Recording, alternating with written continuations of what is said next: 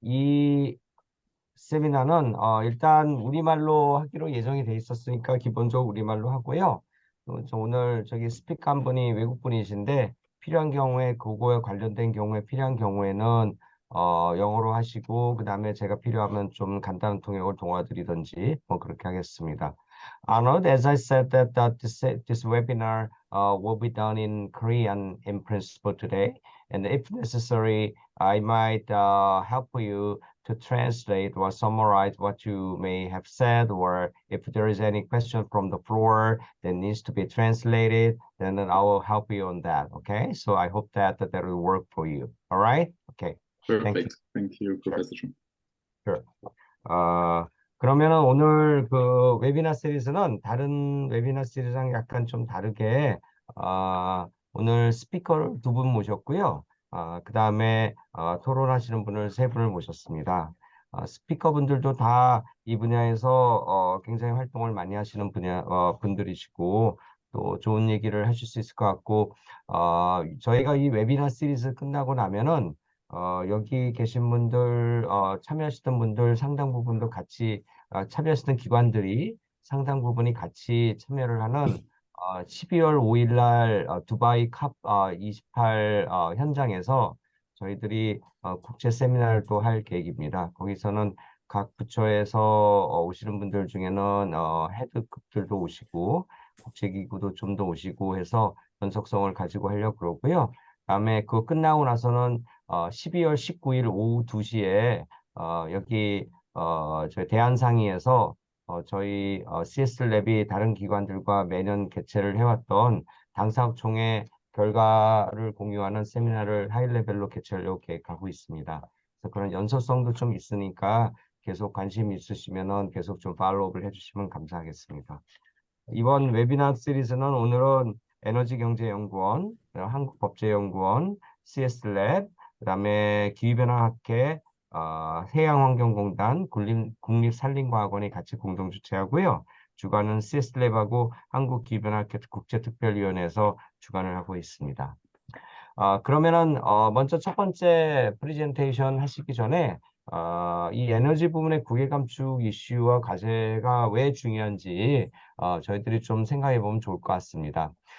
저는 항상 제가 국외 감축 문제를 다룰 때는 이게 양이 중요하다라는 걸 항상 제가 강조를 하고 있고 그다음에 많은 양의 이 틈을 확보를 하기 위해서는 또 코스트 이펙티브 해야 될 것이다.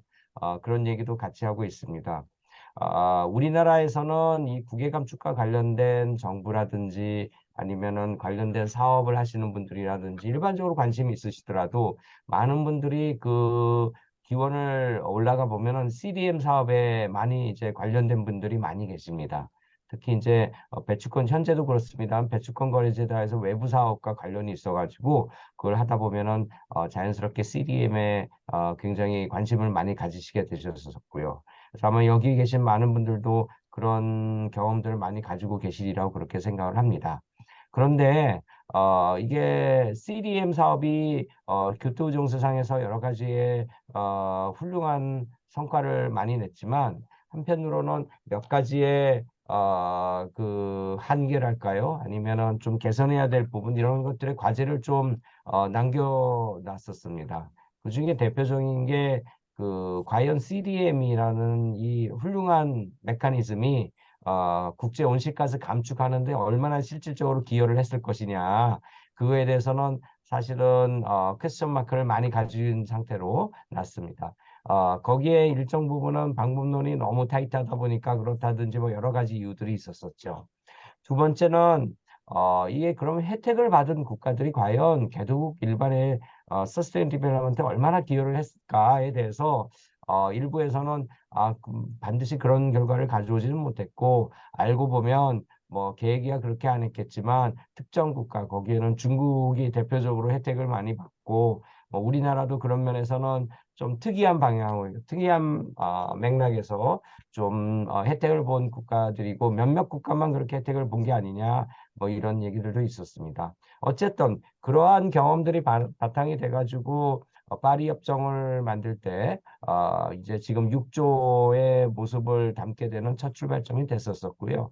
뭐 2015년에 파리 기후변화 협약 당사국총회에 계셨던 분들도 계시겠지만 그때 맨 마지막까지 협상이 이게 될까 말까 그 운명을 결정했던 것 중에 하나가 이 6조의 문제였고 또 최근에는 글라스고에서 극적으로 타결돼서 마지막까지 국가들이 합의를 하냐 마냐 했던 게 바로 이 6조의 문제입니다. 근데 6조의 문제는 저기 교토정서상의 CDM의 완전 연상성이 있다기보다는 그것을 연장해서 방법을 쓸 수 있는 부분들이 있고 상당 부분은 6.4 메커니즘의 그런 맥이 좀 다 있고요.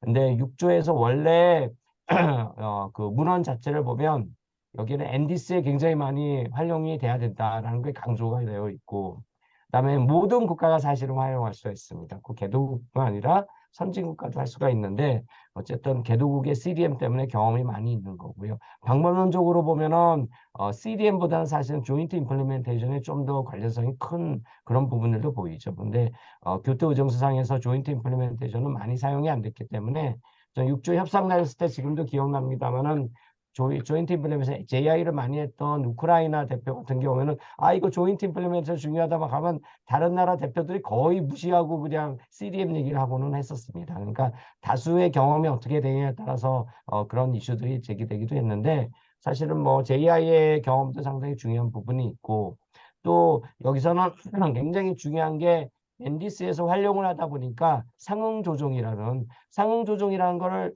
요즘에 프라이빗 섹터에서 발런터리 마켓 하는 입장에서 보면 이게 반드시 국가의 인벤토리를 거쳐야 되는데 과연 그렇게 할 필요가 있느냐 너무 좀 복잡하고 문제를 오히려 만든 거 아니냐 이런 시각으로 보는 경우도 있습니다. 어쨌든 이 국가 인벤토리를 통해 가지고 상응 조정을 하게 돼 있는 이런 것들도 해서 나름대로 인바이런먼트 인테그리티를 만들려고 했던 거고 다만 여기에 특이점은 글라스고에서 마지막에 이행 규칙이 합의가 되면서 거기서 예상치 않았던 지금은 OIMP라고 부릅니다만 Other International Mitigation Purpose 그래서 우리나라식으로 말하면 ESG에 사용을 한다든지 아니면은 뭐 코르시아에 가서 자발적 시장에 간다든지 뭐 이런 다른 NDC의 다른 목적 사용할 수 있게 그런 근거들이 갑작스럽게 합의가 됐습니다. 그래서 이거를 국내법적으로 보면은 법률보다도 법률의 범위 밖에 있는 규칙이 생긴 거죠. 그럼 우리나라에서 그러면은 법률에 위반되는 규칙은 불법이 돼서 무효가 되는데 이제 국제사회는 아직 그런 정도까지는 이제 그 룰의 규칙들이 디벨롭이 안 돼 있기 때문에 일단 그 상태로 받아들이고 있고 여기서는 발런터리 마켓이 그래서 굉장히 중요한 이슈로서 많은 국가들에서 얘기를 하고 있습니다. 근데 우리나라 입장으로 다시 돌아보면 우리나라는 국가 NDC의 온실가스 감축 목표상 3,750만 톤이라는 많은 양을 국외 감축을 통해 가지고 해야 되는데 국제 감축 사업을 해야 된다. 우리나라 법령상 그렇게 되어 있죠. 근데 국외 감축을 통해서 해야 되는 거고 근데 이게 자칫 잘못하면 지금 이 굉장히 많이 축적되어 있는 에너지 부분에서의 CDN 경험이라든지 그다음에 자발적 탄소 시장 문제라든지 이런 거와 겹쳐가지고 어떻게 해야 될 것인가에 대해서 이슈들이 제기가 될 수 있을 것 같습니다. 앞에서 저희가 바로 직전에 했던 산림 분야 같은 경우에는 그날 참여하셨던 분들도 계시겠지만 산림 분야는 이게 워낙이가 레드 플러스가 국가 단위로 하게 되기 때문에 처음이 국가인데 국가 안 되면 중국가로 해볼까?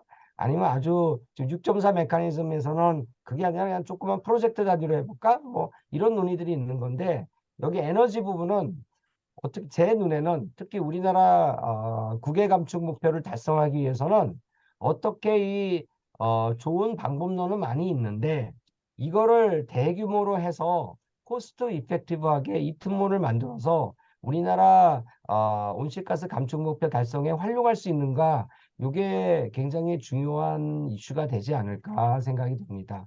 또 한편으로는 프라이빗 섹터에 계신 분들은 자칫 잘못 생각하시면은 그 이트모가 예를 들어서 내가 ESG로 할 목적으로 가져와서 그걸 국가가 사주면은 그러면은 당연히 그의 NDC에도 쓸 수 있는 거라고 생각을 하시는 분들도 계실 텐데, 근데 우리라든지 현재 상황을 보면 그게 그렇게 간단한 문제는 아니랄 거는 걱정이 들기도 합니다. 그래서 그런 부분들을 있고 해서 상당 부분이 에너지가 어디 가나 저희들의 기후변화 문제를 해결하려면 굉장히 제일 중요한 부분이고, 미티게이션에서.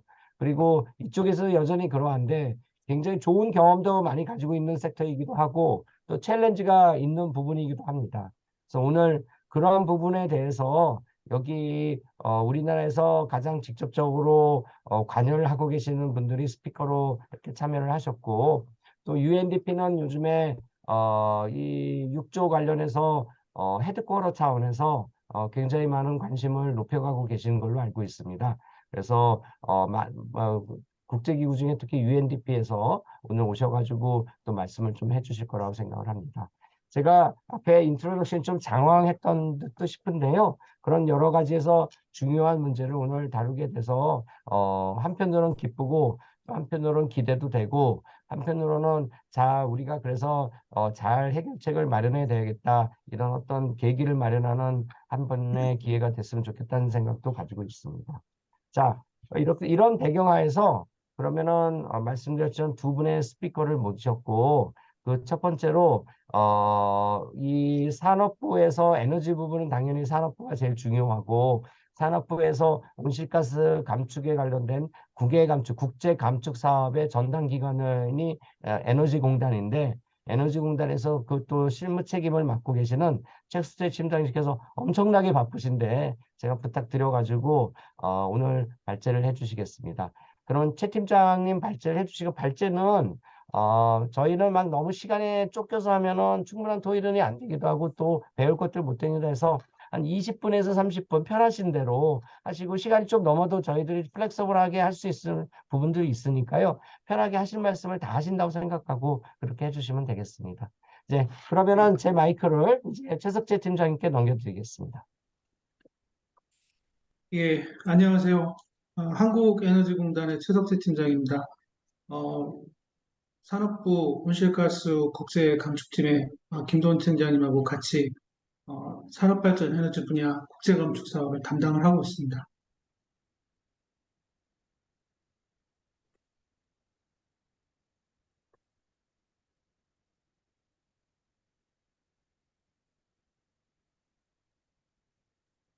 예, 저희 산업부 저희 사업할 때 주로 쓰는 PPT인데요. 먼저 간단하게 설명드리겠습니다.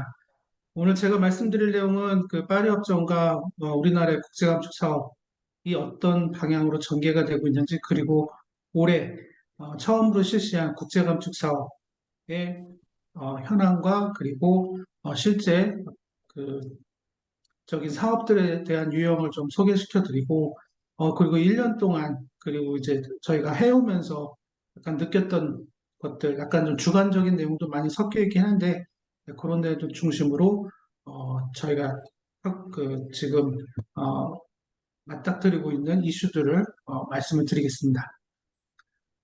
먼저 파리 협정입니다. 그래서 교토 프로토콜하고 파리 어그리먼트하고 차이점은 다 아실 것 같고, 예, 넘어가겠습니다. 그리고 요건 NDC고요.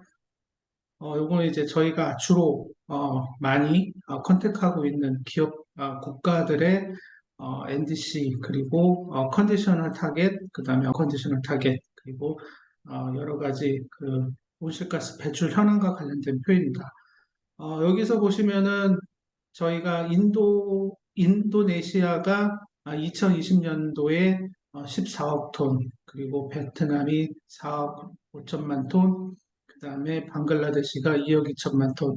아마 인디아나 중국이나 미국과 같은 굉장히 큰 나라들도 있지만, 현재는 여기 화면에 보이는 국가들 중심으로 주로 이제 개발도상국 중심으로 저희가 국제감축 사업을 진행을 하고 있습니다. 지금 현재적으로 그 전 세계적으로는 NDC 달성을 위해서 많은 노력들이 이루어지고 있지만, 그래도 아직도 많은 사항들이 협의 중에 있습니다. 그리고 우리나라는 2030년까지 3,750만 톤을 NDC에 쓸 수 있도록 저희가 해외와 협력을 해가지고 외부로부터 탄소 크레딧을 가져오도록 목표를 세우고 열심히 일을 하고 있습니다. 이 도표에 보시면 기본적인 그 사업입니다. 감축 사업입니다. 그래서 사업 설계, 그 다음에 파이낸싱, 그 다음에 실질적으로 사업을 추진하고 상호 조정을 거친 다음에 그 어, 감축량의 일부를 상호 조정을 통해서 우리나라로 가지고 오는 그런 메커니즘이고요. 그리고 이제 크게는 6.2조 그리고 6.4조 두 가지 방법으로 저희가 국제 감축 사업을 진행을 하고 있습니다. 기본적으로 정부 예산은 최초 설계 단계의 설비 투자 지원 사업, 그 다음에 최종적으로 트랜스퍼가 이루어질 때의 그 현물 구매라든지 장기 선도 구매 이런 식으로 해서 실제로 정부의 크레딧이 이전이 될 때에 정부 예산을 투입하는 구매 이런 식으로 현재는 설계를 진행을 하고 있습니다.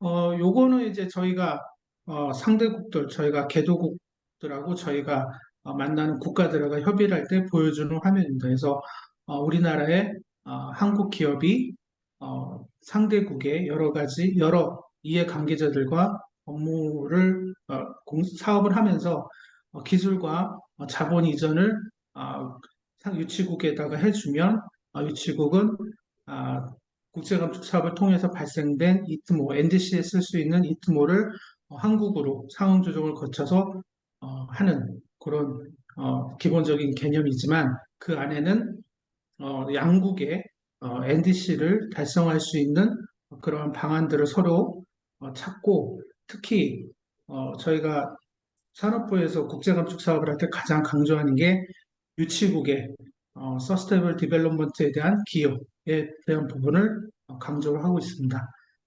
그래서 고용 창출이라든지 지역 커뮤니티에 대한 개발, 그 다음에 저탄소 에너지, 클린 에너지 이런 부분들까지 다 저희가 최대한 어필할 수 있는 부분을 어필을 해서 상대국의 NDC는 물론 상대국의 지속 가능 개발에도 우리 국제 감축 사업이 그리고 한국 기업이 기여할 수 있다는 것들을 계속 강조를 하고 저희 기업들한테도 이런 면을 더 부각시키면서 국제 감축 사업을 추진하도록 저희가 요청을 하고 있습니다.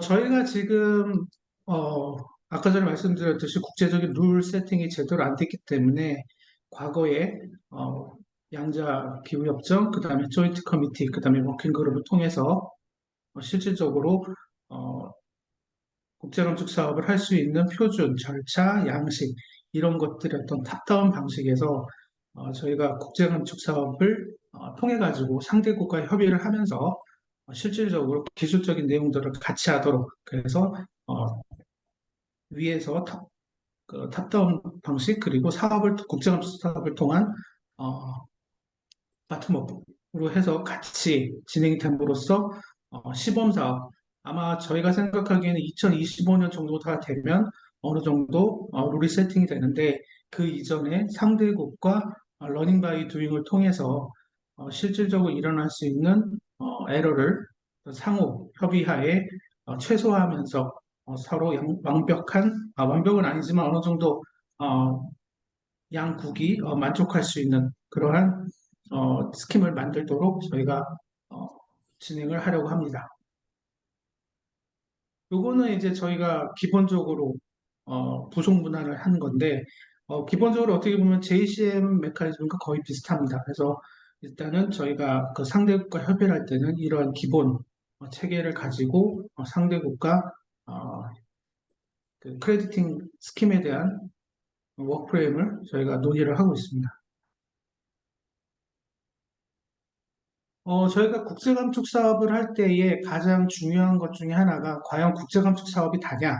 네, 그건 아니고요. 실질적으로 국제감축 사업을 하려면 과거에 교토정서 1기, 그다음에 교토정서 상당히 집재됐던 2기에 방법론 같은 것들이 기술 개발과 관련된 내용들을 따라오지 못했습니다. 그래서 최신의 수소라든지 CCUS, 그러한 HFC와 같은 산업 발전 부분에 방법론과 MRV 관련된 내용들도 필요하고 실질적으로 어, 베이스라인, 바이오매스라든지 또 화석연료 같은 데에 발열량과 같은 스탠다드 베이스라인이라든지 그다음에 전력망에 대한 에미션 벡터, 그다음에 여러 측정 장비들의 검교적 이러한 것들에 대한 부분들도 같이 어, 살펴보면서 진행을 해야 됩니다. 그리고 결과론적으로는 이 NDC에 쓸 수 있는 이트모가 상대국의 NDC에 영향을 줌으로써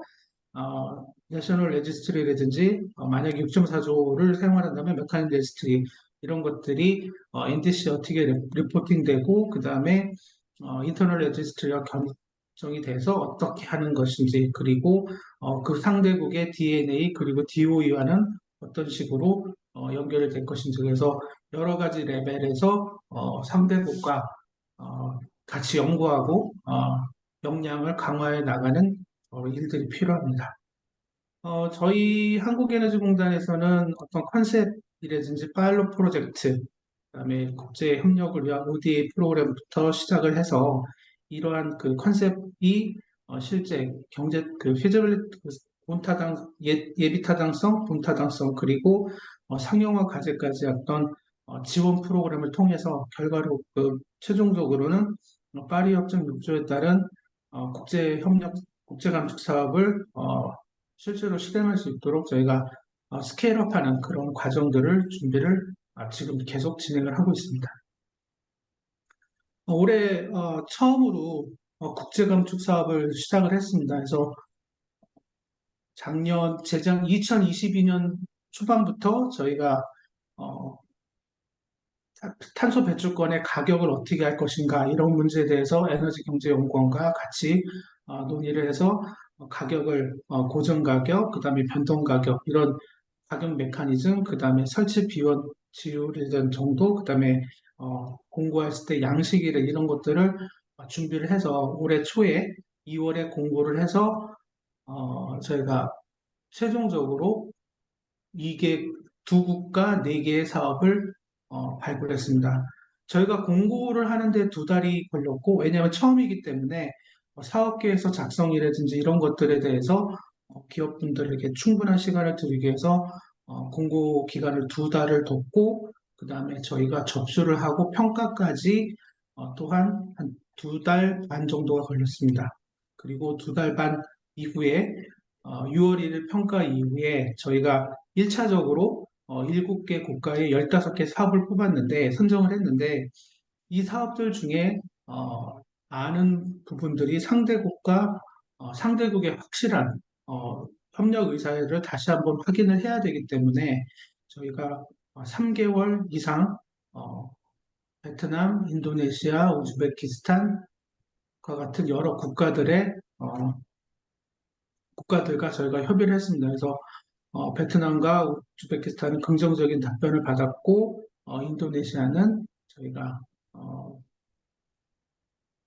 그쪽으로부터 어떤 의견을 받지를 못해서 일단 우즈베키스탄과 베트남 두 국가의 네 개 사업을 시작을 했습니다. 요게 지금 보시는 화면이 저희가 이번에 최종적으로 선택한 네 개의 사업입니다. 그래서 베트남은 세 개 사업, 우즈베키스탄은 한 개의 사업입니다. 요번에 그 신청된 15개 사업을 보면 저희가 벽돌과 관련된 사업이 좀 있었습니다. 그래서 우즈벡에서도 연료 개체와 관련된 사업이지만 벽돌 공장과 관련이 되는 것이었고 베트남은 기존의 화석 연료를 떼던 것을 화학 융합제를 혼화제를 사용을 해서 전혀 석탄을 쓰지 않는 그런 사업을 저희가 발굴해서 지금 진행을 하고 있습니다. 저도 현장에 가보니까 정말 석탄을 그냥 들이붓는 그런 형태의 연소를 취하고 있습니다. 아무런 연소를 효율화시키는 장치도 아무것도 없고 집진 장치, 그다음에 매연 제거 장치, 아무런 대기를 위한 장치가 아무것도 없었습니다. 그래서 생각보다 상당히 심각하다는 걸 느꼈고 베트남도 그렇지만 특히 방글라데시는 벽돌 산업이 단순히 화석연료를 뜨는 게 문제가 아니라 벽돌을 사용할 때 쓰이는 원료를 강가라든지 어떤 그러한 퇴적층에 있는 어, 재료를 씀으로써 환경 파괴를 심각하게 하고 있는 그런 사례를 방글라데시 대표단으로서 얘기를 듣기도 했습니다. 다음은 폐혈해수입니다. 우리나라는 절대로 폐혈해수를 그냥 놔두지 않는데 인도네시아라든지 베트남 같은 경우에는 생각보다 고온의 폐혈을 회수하지 않고 바로 대기적으로 방출하는 그런 경우가 많이 있었습니다. 그래서 이번에 인도네시아 같은 경우에도 굉장히 산업부에서는 적극적으로 이 폐혈 해소에 대한 사업을 어, 긍정적으로 생각하고 있지만 인도네시아의 어떤 그 국가적인 환경으로 인해 가지고 아니면 전략으로 인해서 환경부에서는 이것을 국제감축 사업으로 가져갈지 안 가져갈지 아니면 그런 전략에 대해서 노출을 전혀 안 하고 응답도 전혀 없었던 상황이었습니다. 요거 이제 HFC 리커버리인데 요거는 이제 베트남에다가 하는 사업입니다. 그래서 우리나라만큼 냉매에 대한 관리가 이루어지지 않기 때문에 어, 냉매 유통 과정에서 생기는 냉매들을 어, 저희 내 기업이 본배 형태에 있는 남아있는 그런 잔류 냉매를 수거를 해서 정제를 해서 재판매하는 그래서 그 재판매하는 양만큼 온실가스가 감축되는 그러한 방법론을 처음 만들면서 이거는 이제 저희가 하는 타당성 조사 사업을 통해서 방법론을 만들면서 차근차근히 만들어진 사업입니다. 다음은 이제 재생에너지 관련입니다. 저희가 에너지 파트에서 가장 중요하게 생각하는 것 중에 하나가 재생에너지인데 저희가 주로 국제 감축 사업을 하려고 하는 국가들은 재생에너지는 많이 원하고 있지만 실질적으로 계통이 그것을 받쳐주지 못하는 상황이 거의 대부분입니다. 그래서 자가용으로 쓰는 거는 모르겠지만 계통에 물리는 재생에너지 같은 경우에는 반드시 ESS와 연계가 되고 충전 시스템, 뭐 아직은 아니지만 이제 뭐 어, 수전의 시설을 통해 가지고 수소를 활용할 수 있는 그런 것도 같이 협의를 하고 최근에는 우리 국내 기업에서 혼소 기술을 개발을 해서 그러한 수소들을 실제 어, 발전소에 적용을 할 수 있는 그런 것들도 저희가 추진을 시작을 하려고 합니다. 다음은 바이오매스 사업입니다. 바이오매스 사업 같은 경우에는 많은 기업들이 지금 바이오매스 사업들을 추진을 하려고 하고 있는데, 어떻게 보면 바이오매스가 사업이 굉장히 쉬워 보이지만, 제가 CDM 사업을 하면서 겪었던 바로는 바이오매스가 제일 쉽지 않은 사업인 것 같습니다. 왜냐하면 바이오매스 사업 같은 경우에는 유통이라든지 그리고 어, 이 사업을 통해서 급작스럽게 양이 어, 사업으로 변동이 생기면 그 지역의 바이오매스와 관련된 에코적인 영향, 그 다음에 경제적인 영향 이런 것들이 지역 사회에 영향을 줄 수 있습니다. 그래서 그런 것들을 조심해 가면서 바이오매스도 서스테이너블하게 지속 가능한 바이오매스를 사용을 해야 됩니다. 그래서 저희가 국제감축사업 신청을 받더라도 바이오매스 사업이 들어오면 생각보다 신중하게 저희가 판단을 합니다. 다음은 저희가 1년 동안 저희가 국제감축 사업을 하면서 김도현 팀장님도 많이 고생하시고 하지만 좀 느낀 점들을 말씀을 드리겠습니다. 어, 올해의 감독기구, 그러니까 슈퍼바이저리 보드에서 8차 회의를 거치면서 드디어 내년에 6.4조 메커니즘이 론칭을 합니다. 근데 올해 초에 감독기구에서 말한 어떤 그런 일정표보다 생각보다 많이 지연이 되었고, 요번에 나온 그런 표준들은 어, 프로젝트 액티비티, 그러니까 이제 묶음 사업이 아닌 일반 사업에 대해서만 돼 있었습니다. 그래서 지역적으로 대규모로 가져갈 수 있는 POA 사업 같은 경우에는 내년부터 논의가 다시 시작이 될 겁니다. 그리고 6.4조 메커니즘이 CDM에서 진화하면서 가장 크게 변화된 것 중에 하나가 지속 가능성에 대한 부분입니다. 예전에는 지속 가능성을 아주 안 보지는 않았지만 그냥 단순히 선언적인 면들 그런 데서만 갔는데 이제는 어떤 디테일한 체크리스트를 통해서 그 과정을 평가를 합니다. 그래서 그 평가 과정이 아직은 나오지 않았는데 지금 2024년부터 시작되는 것들에 대해서는 이런 것들도 반영이 돼서 24년 바로 될 수도 있고 아니면 좀 지연이 돼가지고 중반부터 소급 적용이 돼서 적용이 될 수도 있습니다. 그리고 CDM에서는 소규모 사업에 대한 어떤 유예 조건 완화라든지 이런 것도 있었는데 그런 내용들이 전혀 없고요. 그 다음에 추가성에 대한 것도 아직 명확하게 어떻게 할지 정의는 되지 않았습니다. 그리고 방법론 역시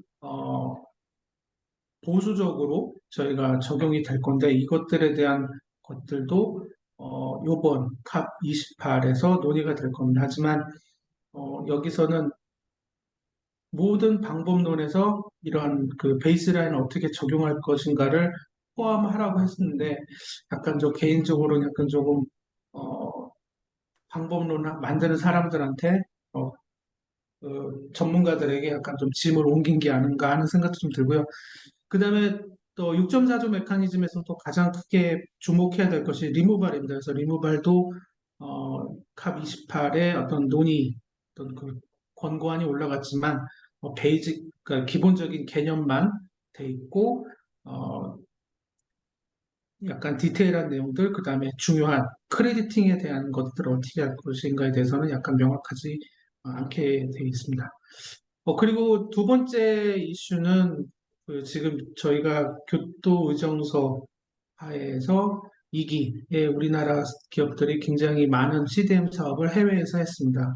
배추권 거래제에서 CER을 인정을 해서 상세로 사용을 하는 결과였지만 우리 국내 우리 기업들이 해외에서 많은 활동을 할 수 있도록 촉진한 그런 제도였다고 생각이 듭니다. 그래서 많은 국가들이 우리나라에서 많은 사업들을 했고 이 사업들이 올해 신청을 해가지고 25년까지 6.4조 메커니즘으로 진행이 될 겁니다. 그래서 그 3년, 21년, 22년, 23년 동안 했던 CDM과 관련된 행위들은 프로비저널 리퀘스트라는 어떤 임시적인 조치로 돼 있고 기본적으로 승인이 되고 난 다음에 추가적인 어떤 그러한 처리가 될 것이고 여기에서는 상응 조정이 될 것이고 만약에 이제 25년 이후에는 무조건 6.4 메커니즘을 쓰고 서류들도 다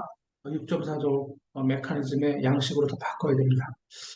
그리고 전 세계적으로도 6.2조에 대한 논의가 많이 되고 있는데 일부 국가들은 약간 좀 모호한 입장을 취하거나 그리고 명확하게 어떤 형태로 갈지 앞으로 일부 아프리카 국가 외에는 명확하게 표시를 안 한 상황이고 그다음에 자발적 탄소 시장도 굉장히 많이 활성화되고 있지만 최근에 어떤 그 산림과 관련된 이슈를 통해서 잠깐 멈칫하고 있는 실정입니다. 하지만 ICVCN과 같은 어떤 그 파리 협정에 준하는 그런 자발적 탄소 시장이 기준이 마련될 경우에는 실질적으로 NDC에 쓸 수 있는 자발적 탄소 배출권도 출연하리라는 것을 배제할 수가 없습니다. 그래서 향후에는 자발적 탄소 시장이 어떤 그러한 배출권의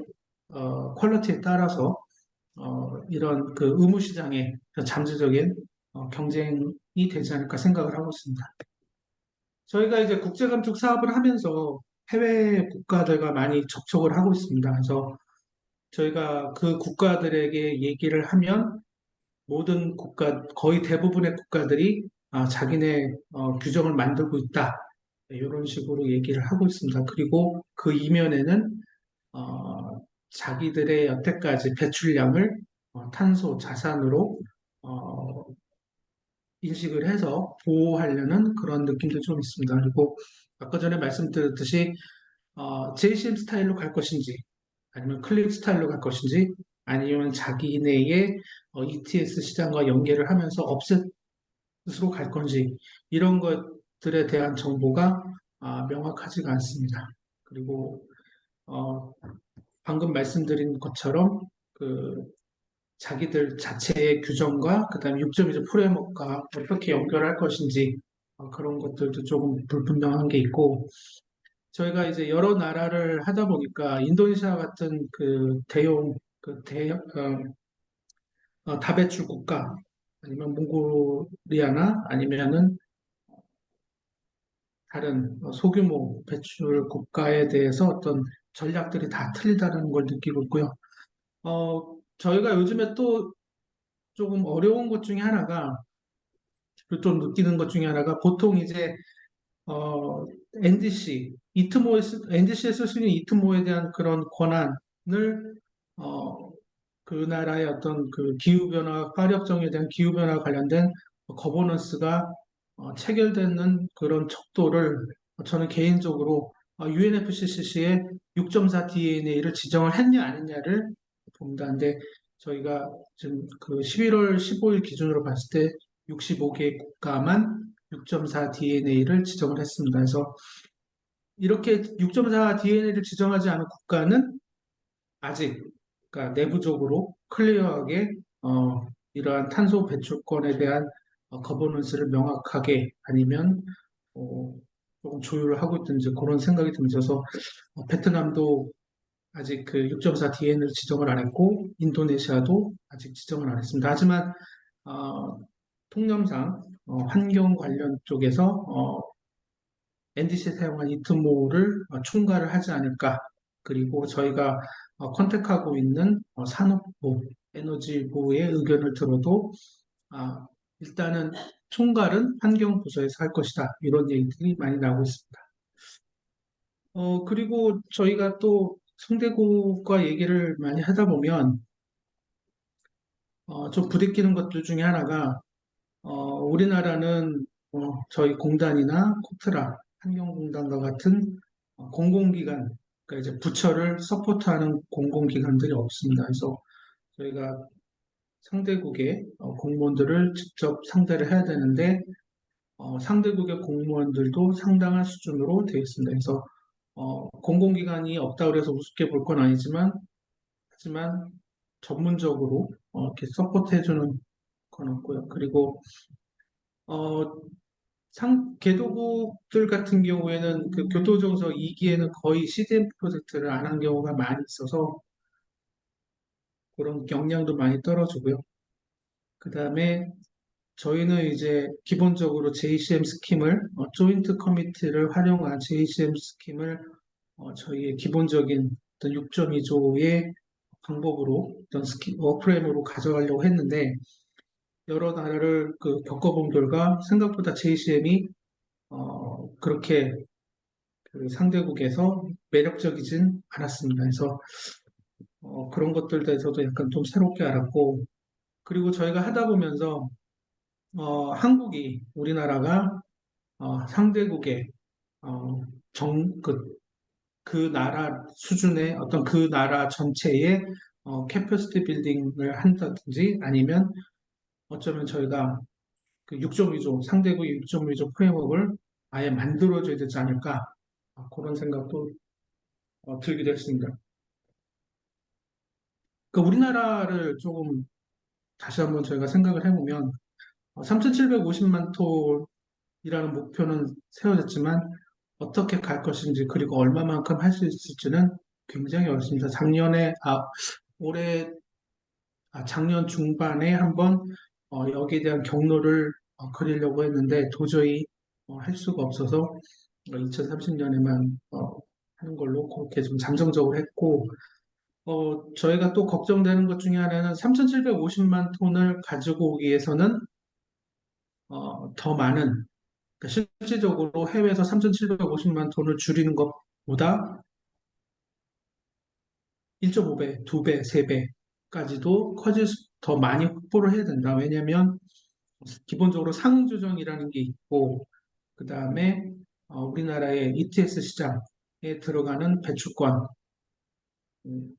NDC에 쓸 수 있는 이트모도 나름 조율이 될 것이고, 그 다음에 저희가 가격 정책에 의해서 정부 지원 사업이 들어가다 보니까 그 가격 기준이 되는 우리나라 그 ETS 마켓의 가격이 정부 정책이라든지 1기, 2기 그런 기수마다 바뀔 때, 그 다음에 유상할당의 정부, 그 다음에 올해 포스코 상황처럼 어떠한 굉장히 큰 기업이 어, 어떤 배출량에 영향을 줬을 때 전체 시장에 미치는 효과가 인해서 가격이 출렁거리는 그런 것들에 대한 것들도 좀 있어야 될, 좀 위험 요인이 될 것과 리스크 요인이 될 거라고 생각합니다. 그리고 지금 정말로 많은 부처들이 NDC 타겟을 하기 위해서 굉장히 노력을 하고 있습니다. 근데 이게 플러스가 될지 아니면 마이너스 될지는 조금 더 두고 봐야 될 것 같고요. 그리고 저희가 국제감축 사업을 하면서 떻게 보면 희망이 될 수도 있고 어떻게 보면은 좀 실망스러운 걸 수도 있는데 어, 국제감축 사업을 하는 기업들이 중소규모 기업들이 많이 있고 오히려 대기업들은 많이 참여가 좀 아쉬운 상황이었습니다. 그리고 정성 교수님께서 말씀하시는 그 인터가버먼트 스케일로 굉장히 큰 사업들이 없는 것도 조금 아쉬웠고 근데 이거를 좀 고민하다 보니까 대규모 사업을 하려면 저희가 단순히 온실가스 국제감축 사업 분야뿐만 아니라 그와 연관된 그러한 여러 가지 어, 분야들도 같이 고려해야 됩니다. 예를 들면 국제감축 사업과 캐패시티 빌딩이라든지 아니면 또 다른 ODA 프로그램이라든지 이런 것들을 같이 적절하게 패키지로 해야 할 필요가 있지 않을까. 그리고 플랜 A, B 이렇게 단계별로 어떤 그런 전략적인 면도 필요할 것 같고 어떻게 보면은 저희가 그 다른 나라에서 대규모의 카본 크레딧을 가지고 오려면 기본적으로 그 나라의 배출량이 커야 됩니다. 그래서 과연 우리나라가 중국, 인디아 아니면 미국에서 6.2조를 통해서 가지고 올 수 있을까? 그리고 만약에 대량을 가지고 오려고 할 때 그 국가들은 순순히 그것을 줄 것인가? 그런 것도 좀 고민이 되고 그리고 요즘에 그 기본적으로 저도 이제 이걸 하다 보니까 금융에 대한 것들을 생각을 많이 해봅니다. 그래서 기업들이 기본적인 수익도 있지만 탄소 배출과 관련된 수익을 같이 적절히 밸런스를 세우려고 할 때 이러한 경제적인 이익, 뭐 IRR이라든지 이런 내용들이 과연 상응 조정과 결국엔 어떻게 될 것인가 그런 내용도 있고 어, 일부 국가들을 하다 보면 우리가 흔히 말하는 관식이라는 것도 은근히 크게 작용을 아직 갖고 있는 것을 봤습니다. 그래서 이런 것들을 정부라든지 저희 같은 그 퍼블릭 섹터에서는 어떻게 대처를 해야 될 것인가 그런 생각도 좀 들고 있고요. 그 다음에 저희를 좀 생각을 해보면 과연 6.2조 프레임을 가져가는데 얼마나 많은 국가들과 한번 그 6.2조를 고민해야 될 것인지 그리고 저희가 양자협정을 맺은 후에 방법론이라든지 MRV라든지 카본 크레딧을 만드는 그러한 절차라든지 표준들에 대해서 어떻게 논의를 할 것인지 그리고 저희가 표준 문안으로 생각하고 있는 JCM 기본적인 JCM 프레임워크를 만약에 그 나라가 원치 않다 아니면 우리는 그런 거 필요 없다라고 만약에 얘기했을 경우에 우리는 어떻게 대처해야 될 것인가 이런 생각들을 하고 있습니다. 그래서 어, 1년 동안 하다 보니까 굉장히 많은 생각을 실제로 하게 됩니다. 너무 다양한 국가, 그 다음에 많은 공무원, 그 상대국 공무원들 만나다 보니까 생각들이 많은데, 제가 생각하기에는 6.4조가 어느 정도 마무리되는 2025년도에는 이러한 생각들이 어느 정도 정리가 되지 않을까. 하지만 저희는 그때까지 기다릴 게 아니라 러닝 바이 도잉이라는 그러한 컨셉을 가지고 많은 개도국가 서로 이해를 하면서 보다 많은, 그다음에 보다 큰, 그리고 코스트 이펙티브한 이트모를 6.4 이하를 확보를 해야 되지 않을까 생각합니다. 오늘 제가 말씀드릴 내용은 이거고요. 경청해 주셔서 감사합니다. 예, 대단히 감사합니다. 일단 화면을 닫아주시면 최 팀장님께서. 네. 그 말씀을 쭉 듣다 보니까 역시 이 국외 감축의 세계에 같이 몸을 담고 있다 보니까 컨버지를 하고 계시는구나 그걸 많이 느낄 수 있었습니다. 마지막에 1년 동안 해보시고 나서 제가 그 6.2조를 많이 활용을 해야 되고 우리나라 NDC상 국외 감축을 많이 하려면 제가 저랑 가까우신 분들은 제가 입이 닳도록 맨날 얘기해요. 대규모로 해야 됩니다. 대규모로 해야 됩니다. 그다음에 제가 그런 얘기도 했죠. ODA를 많이 활용해야 됩니다. ODA를 많이 활용해야 됩니다. 그럼 보통 분들은 이 투모를 가져오는데 ODA를 못 쓰는데 그런 당연하고요. 그런데 ODA를 활용해야 됩니다. 이런 말씀 많이 드렸고 최 팀장님도 말씀을 하셨지만은 이제 발런터리 마켓이 있는데 사실 우리나라 정부 입장에서 가장 먼저 써야 되는 거는 저는 그거를 국제사회에 사실 없는 컴플라이언스 마켓이라고 부르는데 NDC 마켓이라고 부릅니다. 그래서 NDC 마켓이라는 게 있어서 이거는 아직은 그 6조의 세상에서는 실제 구현이 되고 있지 않지만 포텐셜이 어느 정도 있고 이거는 사실 우리나라가 굉장히 드라이브를 많이 걸어야 되는 그런 형태가 될 거라는 말씀들을 좀 드렸었고, 그 다음에 이것도 또 생각해 보시면 좋을 것 같습니다. 아까 제가 처음에 CDM 얘기를 많이 해드렸는데, 사실 해양이나 산림할 때는 제가 그런 말씀 많이 안 드렸어요. 그런 CDM 사업할 때 해양이나 산림은 거의 그 사업이 없었기 때문에 그러한 경어로부터 어떻게 보면 자유롭다는 장점이 있을 수도 있습니다. 그리고 산림하는데 이렇게 가서 들어보시면 산림은 6.4 메커니즘에서 리무벌에 해당하지 않더라도요. 자기들이 더 많이 해온 게 레드 플러스가 있습니다. 그렇기 때문에 다른 메커니즘들이 이미 교토에서 만들어진 큰 메커니즘이 있어요. 그래서 그런 측면에서 여기에서 CDM의 경험은 뭐냐? 궁극적으로 CDM에 봤을 때 국가의 온실가스 감축 목표에 활용이 됐다기보다 도너 입장에서 보면은 이런 사업자들의 사업 기회를 만들어내는데 더 어떻게 보면 많이 기여한 부분도 있거든요. 그렇다면은 우리나라에서 진짜 필요한 게 뭔가라는 걸 보면은 최 팀장님 마지막에 1년 동안 하다 보니까 이러이러한 이슈들이 있다라고 정리를 하신 게 우리가 제가 생각할 때는 6.2 베이스로 해서 큰 스케일로 가는데 말하자면 가장 먼저 업프론트로 해야 되는 대부분이 캐패시티 빌딩 이슈죠. 그죠? 궤도에 가면은 많은 분들 사업하시는 분들 궤도에 가면은 정부가 하나도 안 해주는데 정부가 뭐 할지도 모르는데 아무것도 없는데요. 제 눈에는 너무나도 당연해 보입니다. 그렇기 때문에 이거는 개도국의 제도들을 그래서 제가 국제 표준화란 말도 쓰는데 어떤 6.2 메커니즘을 이렇게 대규모로 국가 간의 협력을 하는 메커니즘의 어떤 표준 스탠다드를 우리가 만들어야 되는 걸 수도 있겠습니다. 그러다 보니까 에너지공단 같은 경우는 굉장히 바쁘시게 되고 로드가 많이 걸려 을 수도 있는데 여러 관련된 기관이나 스테이크홀더들이 다 같이 협력을 해야 되는 부분들이 있겠죠. 그래서 그런 측면에서 제가 JCM의 장점과 단점에 대해서도 종종 말씀드리고는 하지만 JCM은 궁극적으로는 CDM 사업을 좀 더 약간 플렉서블하게 만든 거거든요. 여전히 프로젝트 베이스드 된 어프로치를 하는 겁니다. 거기에서 이제 일본이 좀 더 자기들 나름대로 변형을 했는데 그러면 JCM의 기본적인 출발과 끝은 거의 보면 CDM 사업의 프로젝트 베이스하고 크게 다르지 않습니다, 일단.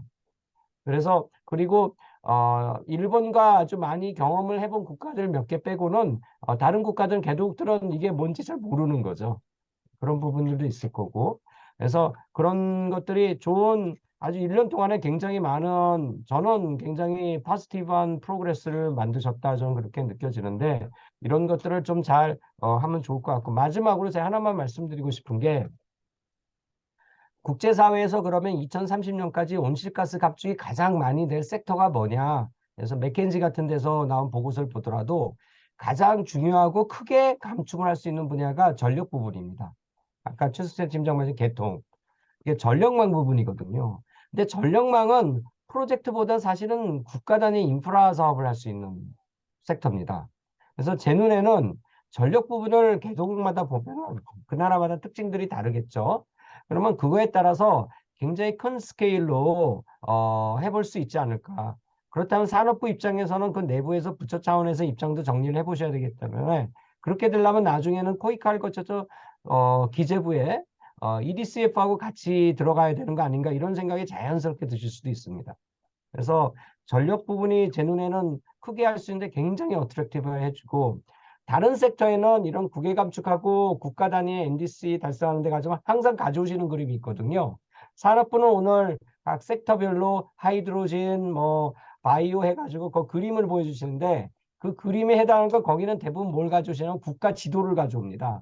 지도에서 이게 어느 지역에서 이게 되는 거라고 이렇게 보여주시거든요. 그걸 보여주시면 이게 얼마나 큰지 아닌지를 그 한눈에 알 수 있는데 그렇다면은 산업부에서 이거 하실 때는 이게 과연 온실가스 배출량의 감축 포텐셜이 어느 정도 되는지 전체에서 이런 것들에 대해서 좀 한번 인디케이터들이 있으면 좋지 않을까 그런 생각이 들고 그다음에 나중에는 개도국에 가서 보면은 예를 들어서 개도국에 보면 주로 이제 산림 부분에서 그런 부분이 보이는데 케냐나 가본 같은 데 가면은요 거기에서 레드 플러스 사업을 하는 국내 사업자들이 있으면 정부가 너희들이 거기서 크레딧을 만들어 가지고 이트모를 만들어서 국내로 쓰던 국외로 가져가던 30%는 우리 정부 거야 라고 법률안을 만들고 있습니다. 그러면 그 30%라는 게 정해진 건 아니죠. 국가가 좀 다를 수는 있겠지만 그 말은 뭐냐면 거의 텍스에 해당하는 그런 가이드라인이 만들어지고 있는 거거든요.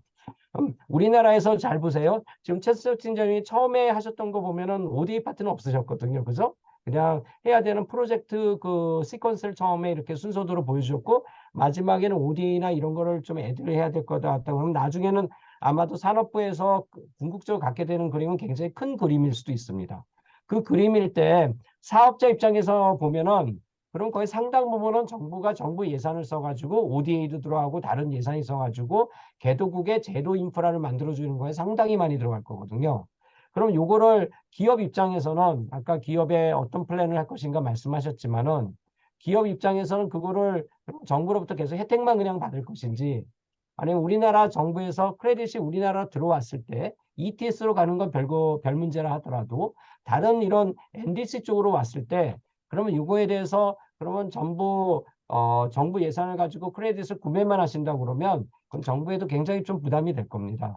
그러면 거기에서 리소스가 전체적으로 얼마나 들어가서 정부의 리소스가 얼마나 투여가 됐고 그다음에 프라이빗 섹터는 얼마나 투여가 됐기 때문에 거기서 어떤 포뮬라에 따라 가지고 정부와 프라이빗 섹터가 좀 나눠갖는 뭐 그런 모양새 뭐 이런 것들도 좀 생각해 보실 수 있을 것 같아요.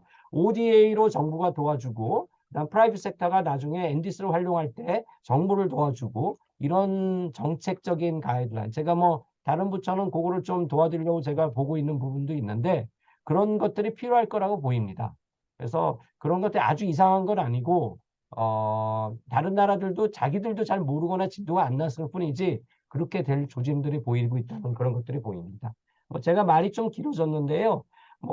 하여간 굉장히 좋은 프로그레스를 만드시고 지금 워낙 겸손하시기 때문에 뭐 잘 안 된다, 어렵다 그러시지만 사실은 굉장히 선도적인 지금 활동들을 하고 계신 것 같고 산업부가 이 에너지 부분에서 또 좋은 성과를 내주셔야지 또 다른 섹터들과 같이 시너지 효과가 나가지고 궁극적으로 우리나라 온실가스 감축 목표 달성하는 게 가능해질 것 같습니다. 저는 이거를 잘 하면은 요번 정부의 용어로 대한민국의 요번 정부가 대통령께서 밖에 가시면 항상 하시는 얘기가 우리나라는 글로벌 중추 국가가 돼야 된다고 그러시는데 그리고 중추가 되는 세 가지 분야가 헬스 분야하고 IT 분야하고 그린 ODA 분야입니다. 왜 대통령실에서 아이덴티파이해서 외국에 가가지고 정상들 만나면 하는 말씀들인데 그린 ODA가 제 눈에는 ODA 자체로만 보이지 않고 여기랑 굉장히 연계가 돼서 보입니다. 그래서 이걸 잘 하면은 글로벌 중추국가 되는데 기후변화 분야가 굉장히 중요한 거고 그 과정에서 이 국외 감축이 정말 선도적인 역할을 할 수밖에 없고 그렇게 해서 여기 산업부에서 궁극적으로는 파트너 국가가 되는 인도네시아와 우리나라와 대통령 수준의 전략적인 관계를 맺는데 거기서 국가 단위의 어떻게 에너지 부분에서 갈 것인가 이렇게 접근을 하시는 좀 그랜드 스킴도 필요하실 거예요. 나중에 크게 하시려면 그게 필요할 수밖에 없겠다고 느끼실 경우가 많을 거고 그런 밑그림도 좀 차제에 좀 그려보기 시작하시면 도움이 많이 되지 않을까. 실제 그리고 바로 놀랍게도 바로 그게 활용될 수 있을 수도 있습니다. 예. 그래서 그런 것들도 좀 참고하시면 좋을 것 같습니다. 그러면은 이 정도로 제가 그냥 너무 주저리주저 말씀드려서 죄송하고요. 그 다음에 두 번째 프레젠테이션으로 가겠습니다. Okay, now it's time for us to have a second presentation. Presentation will be done by the Dr. Arnold Debach from the UNDP Policy Center. Arnold, you can use 20 to 30 minutes for your presentation. Of course, we expect that you will do that in English. And if necessary, I will help you to translate something in Korean. But in the meantime, I think everybody in this room will understand what you will say. So floor is yours. Thank you very much, Professor Chung. And let me first say that it's a great pleasure to be there and be part of such a vibrant discussion on Article 6 cooperation and broader discussion on carbon markets. As you just said, Professor Chung, and also many thanks to Professor Jin for his presentation. I'm really interested in seeing KEA's work and all the big debate in Korea on how to implement Article 6.2 cooperation in energy. So it's very exciting. So my name is Arnaud de Bourges. I work in the Green Recovery and Transition team of UNDP Seoul Policy Center. So this makes me a neighbor of Professor Chung because we are just one floor apart.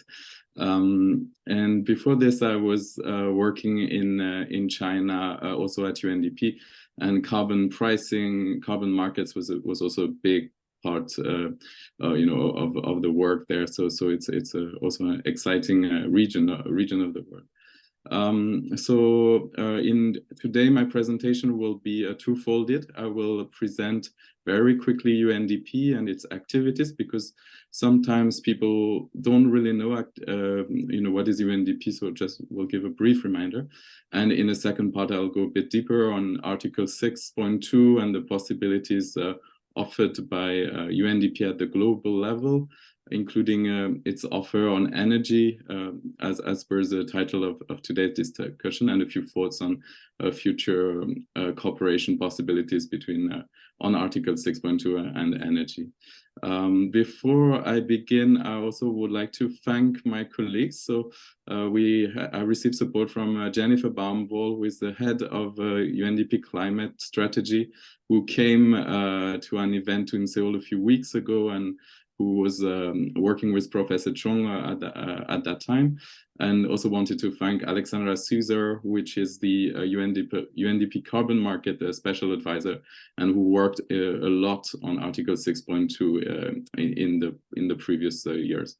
And I'll just allow also to thank my team here in Seoul, so Min Yuk Hong and Jian Park, who helped me work with this presentation. So just let me start quickly by saying a few words on the importance of carbon markets and carbon pricing in general. I think in this room we have a lot of very senior level experts and scholars, but this is also meant for a broader public. So sorry for saying this because a lot of you know this already. But carbon pricing is a key policy instrument to mitigate the impact of climate change in the next decades.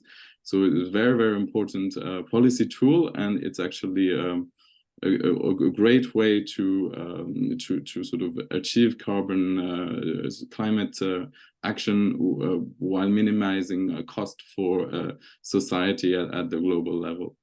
So it's a very exciting policy tool, and it's been expanding right now. According to the World Bank report, this year we have 68 countries that are implementing either carbon taxes or emissions trading schemes.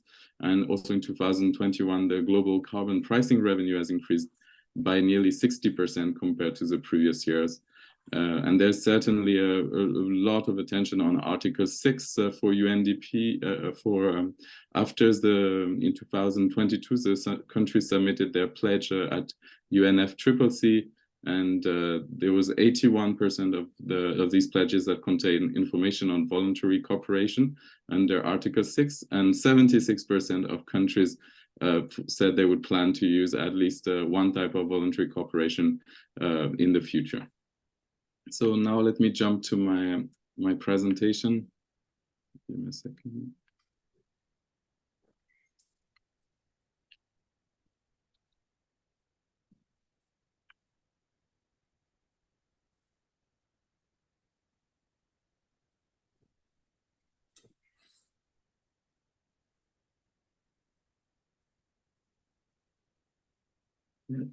Sorry about this. Just let me to present the UNDP's the United Nations Development Program.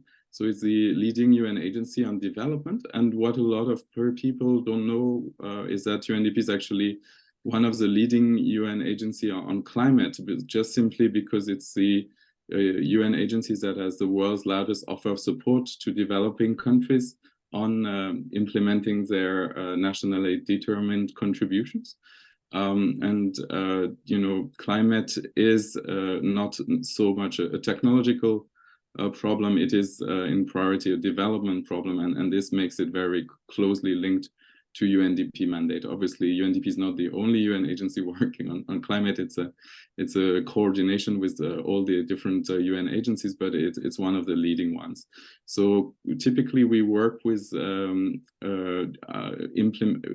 of formulating the NDCs that are then submitted to UNFCCC, and we work with 85% of all developing countries. So this is around 127 countries. And this is not done alone. We work with at least 35 partner countries.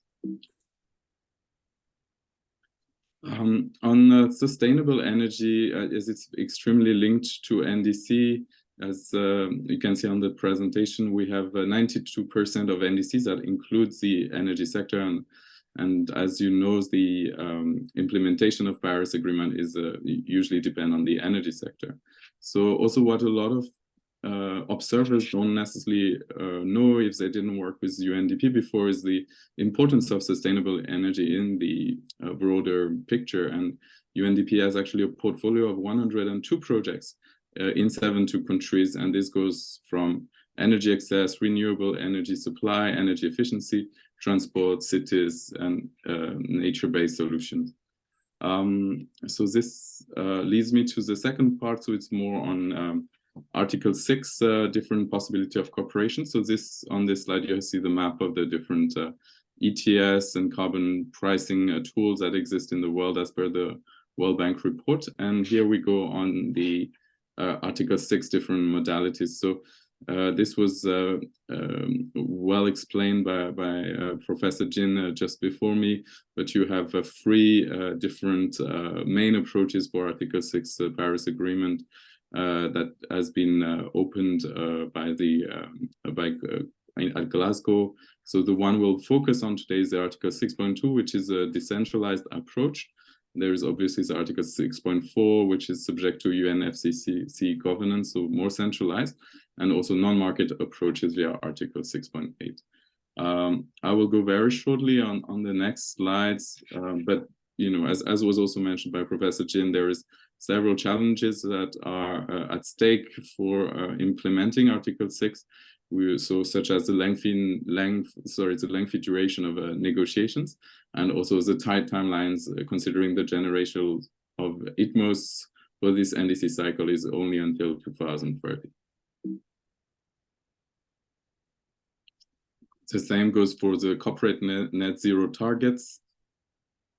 And this has pushed UNDP to work on carbon market access strategy and provide a new offer on carbon market with the different developments that were reached in Glasgow more than 2 years ago. UNDP is actually about to reveal its new carbon market offer. It doesn't mean that UNDP wasn't working on a carbon market before, but it will just be an adjustment of the global offer compared to the reality of Article 6 and carbon market as a whole at the global level. So just let me take 1 or 2 minutes to detail you this new offer that will be revealed during COP28 in a few days. So there is 4 main pillars. One is on carbon market access strategies and readiness. So this will is about UNDP working to strengthen institutional, legal, and technical capacities to engage strategically. It's also about relating carbon market access strategies to NDC trajectory, negotiate fair pricing, and accreditation to carbon standards. And then we have 3 pillars that focus on implementation, as you can see on the slide. So one is on, I'll start from the right, is the domestic carbon market with ETS, emission trading schemes. So technical advisory service to host countries. There is also the jurisdictional voluntary carbon markets. So these will include several initiatives, both in forestry and in energy. I know that, for example, Professor Chung, you had a seminar last week on forestry. So this could, with a key expert of KFS and IFOS, etc. So this could actually be quite interesting for the panelist of last week. And so this category on voluntary carbon market also include energy via the ETA initiatives that will be launched in a few days. And then we have all the cooperations which is on Article 6.2 for ITMOS. So it's about preparing countries to design and implement ITMOS. So it's a matchmaking service between host countries and buyers to establish high integrity international cooperation agreements. And here, just let me stress that the column on voluntary carbon markets so on forestry and energy, can be changed on Article 6.2 cooperation. So this can be based on a voluntary basis of different countries. So it opens a lot of opportunity in terms of cooperation between countries in the energy sector.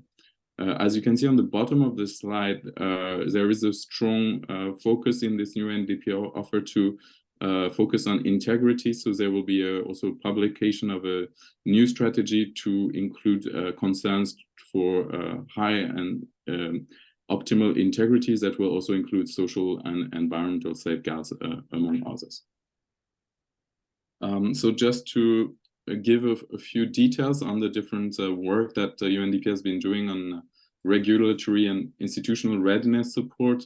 This includes capacity building, ad hoc project approval, dissemination, scoping, matchmaking, and also working on digital infrastructure, such as, for example, national registries, apps on the web and video monitoring, but also carbon cooperation platform for ITMOS process flow. So this relates to the different challenges we mentioned in the previous slides, and that were also mentioned to Professor Jin before. So based on this work, there is a platform online to help countries come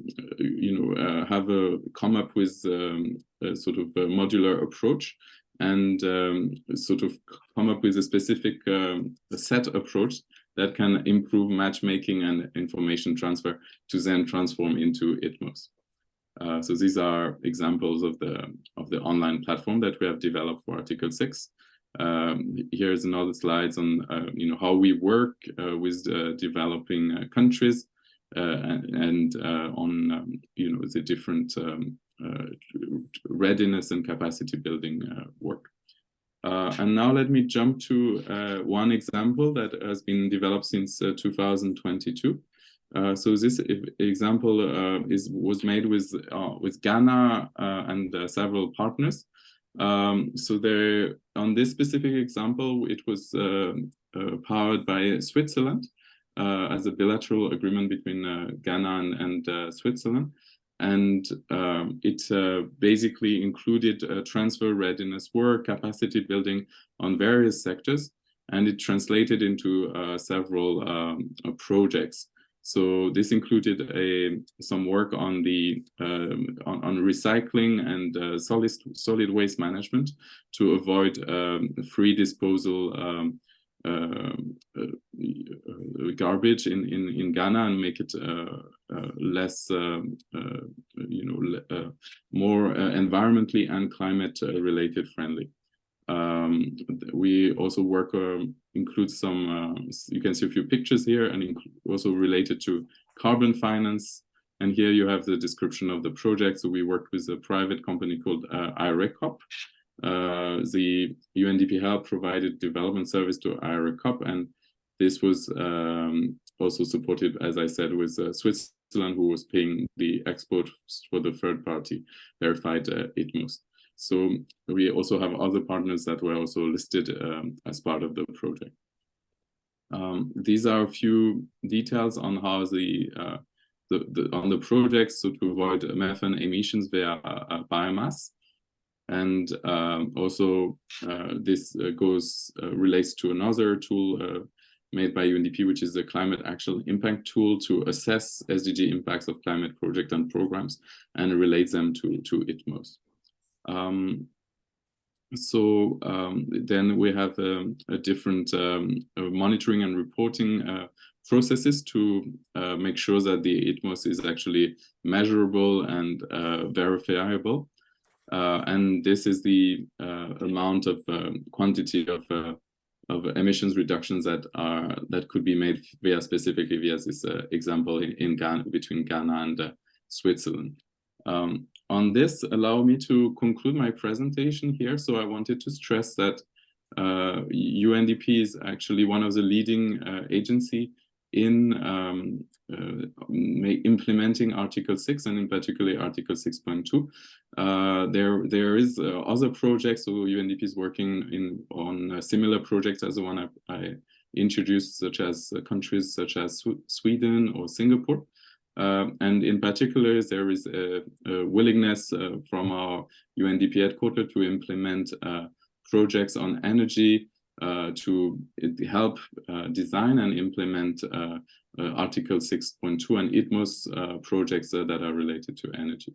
So here is my email address if you want to contact us if you have any other question. Thank you so much for your attention, and back to you, Professor Chong.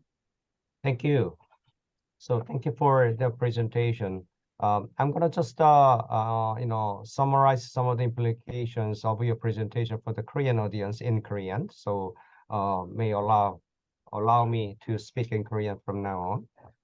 UNDP 보셨겠지만은 요즘에 국제기구들이나 어떤 뭐 하여간 오가나이제이션들도 이쪽에 대해서 보고 있는데, 제가 알기로 UNDP는 이 voluntary carbon market이 전 세계에서 지금 굉장히 막 프라이빗 섹터 중심으로 크고 있기 때문에 그런 쪽에도 좀 많이 어시스트를 하고 있는 걸로 저는 알고 있고요.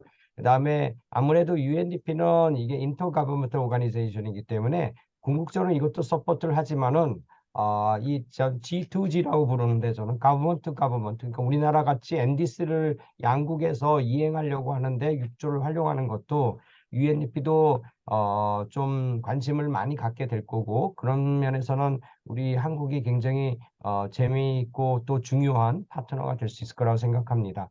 아까 jurisdictional approach 슬라이드 중에 나와 있었는데, 그거 보통 jurisdictional approach 한다면은 이쪽 세계에서는 주로 voluntary market에서 활용하는 그런 방법론들을 얘기하는데, 제가 생각할 때는 그거를 G2G NDC 임플리멘테이션 하는 방법론으로 변형을 시켜가지고 하면은 굉장히 도움이 많이 될 거다라는 생각을 하고 있습니다. 이미 포리스 섹터는 기존에 레드 플러스 메커니즘도 있기 때문에 크게 문제는 안 되는데, 에너지 섹터는 사실 그런 게 없었거든요. 프로젝트 베이스만 주로 하고 있었고, 아까 프로그램 관련해서는 6.4 그쪽에서는 한 2025년 정도부터 될 것 같다고 그러시는데, 하여간 그런 것들을 그쪽에도만 의존하지 말고 또 이런 국제기구라든지 또 우리 정부 스스로 할 수도 있을 거라고 생각하는데, 그런 다각적인 노력을 좀 해보시면 좋지 않을까, 그런 생각을 하고 있습니다. 예, 그러면은 그 다음에 세 분의 오늘 그 토론자를 모셨습니다. 가장 먼저 토론해 주실 분은 우리 그 산업부에서 아까도 소개를 해드렸습니다만 직접 이 문제를 담당하시고 어떻게 하면 이걸 잘 성공적으로 할까 노심초사하고 계시는 우리 김도훈 팀장님이십니다. 오늘 바쁘신 와중에 직접 참석해 주셔서 대단히 감사드리고요. 김 팀장님께 마이크를 넘겨드리겠습니다. 네, 교수님. 그리고 앞서 발표해 주셨던 두 분께도 너무 감사드립니다.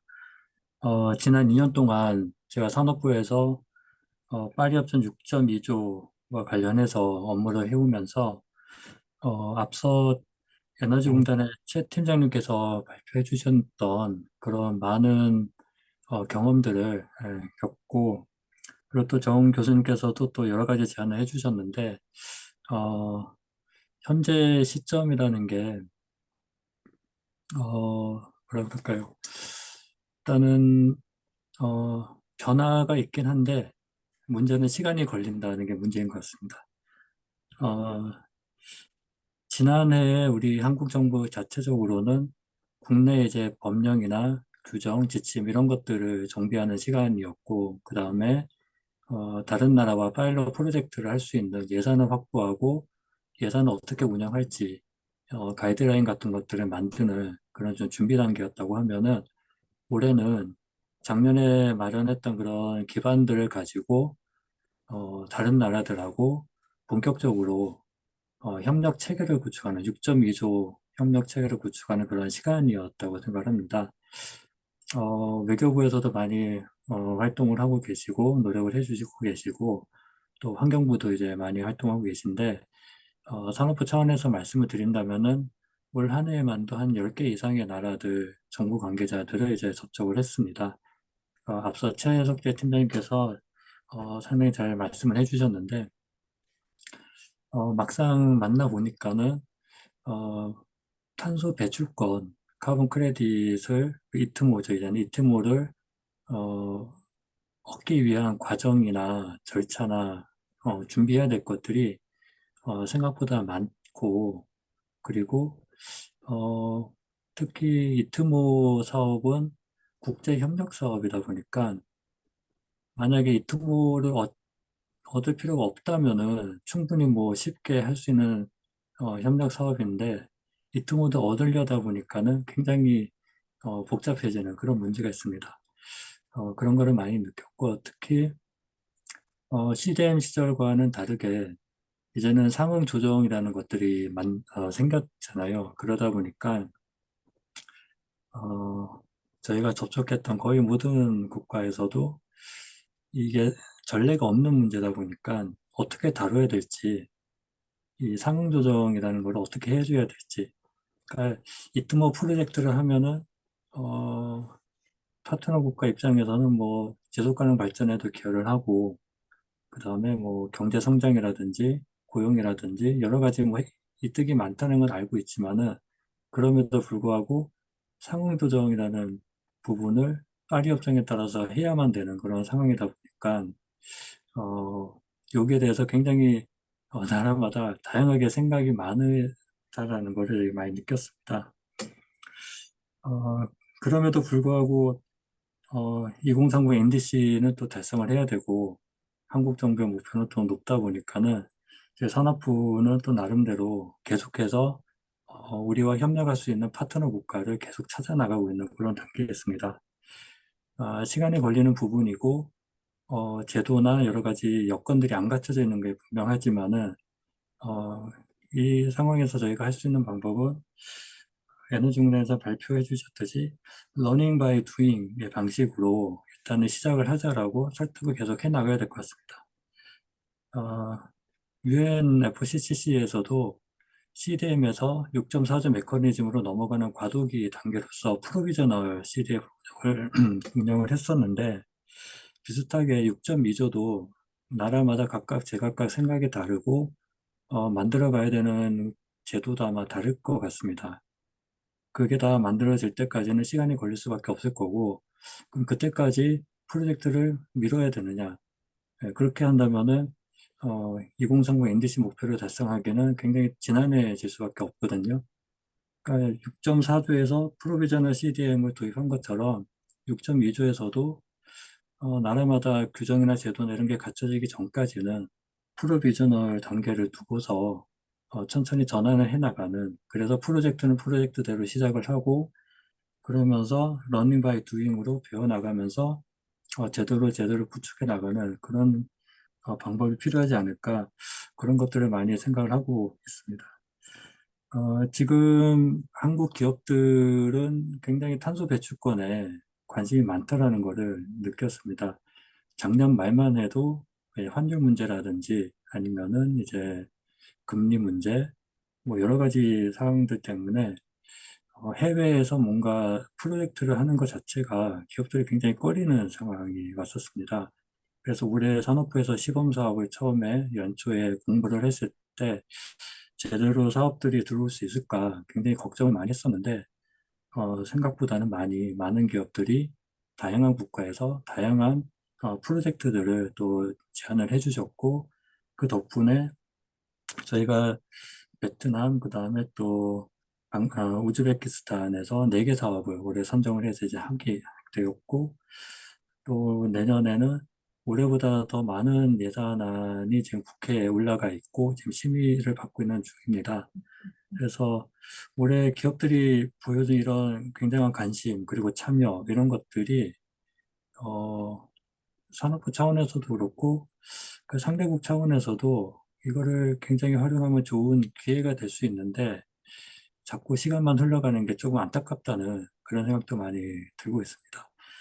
좀 교수님 말씀해 주신 것처럼 좀 프로젝트 단위의 사업을 넘어서서 어떤 국가 단위나 중국가 단위, 레드 플러스에서 이제 하고 있는 그런 방식의 뭔가 이런 좀 대규모로 이트모를 넘겨받을 수 있는 그런 방식이 있다면은 너무나 좋을 것 같습니다. 그런데 저희가 올해 10개 넘는 국가들을 만나보고 느끼는 바로는 상황조정이라는 그 부분에 해결이 되지 않으면은 어, 하여튼 좀 신중하게 생각하지 않을까 그런 느낌을 많이 받았습니다. 그래서 어,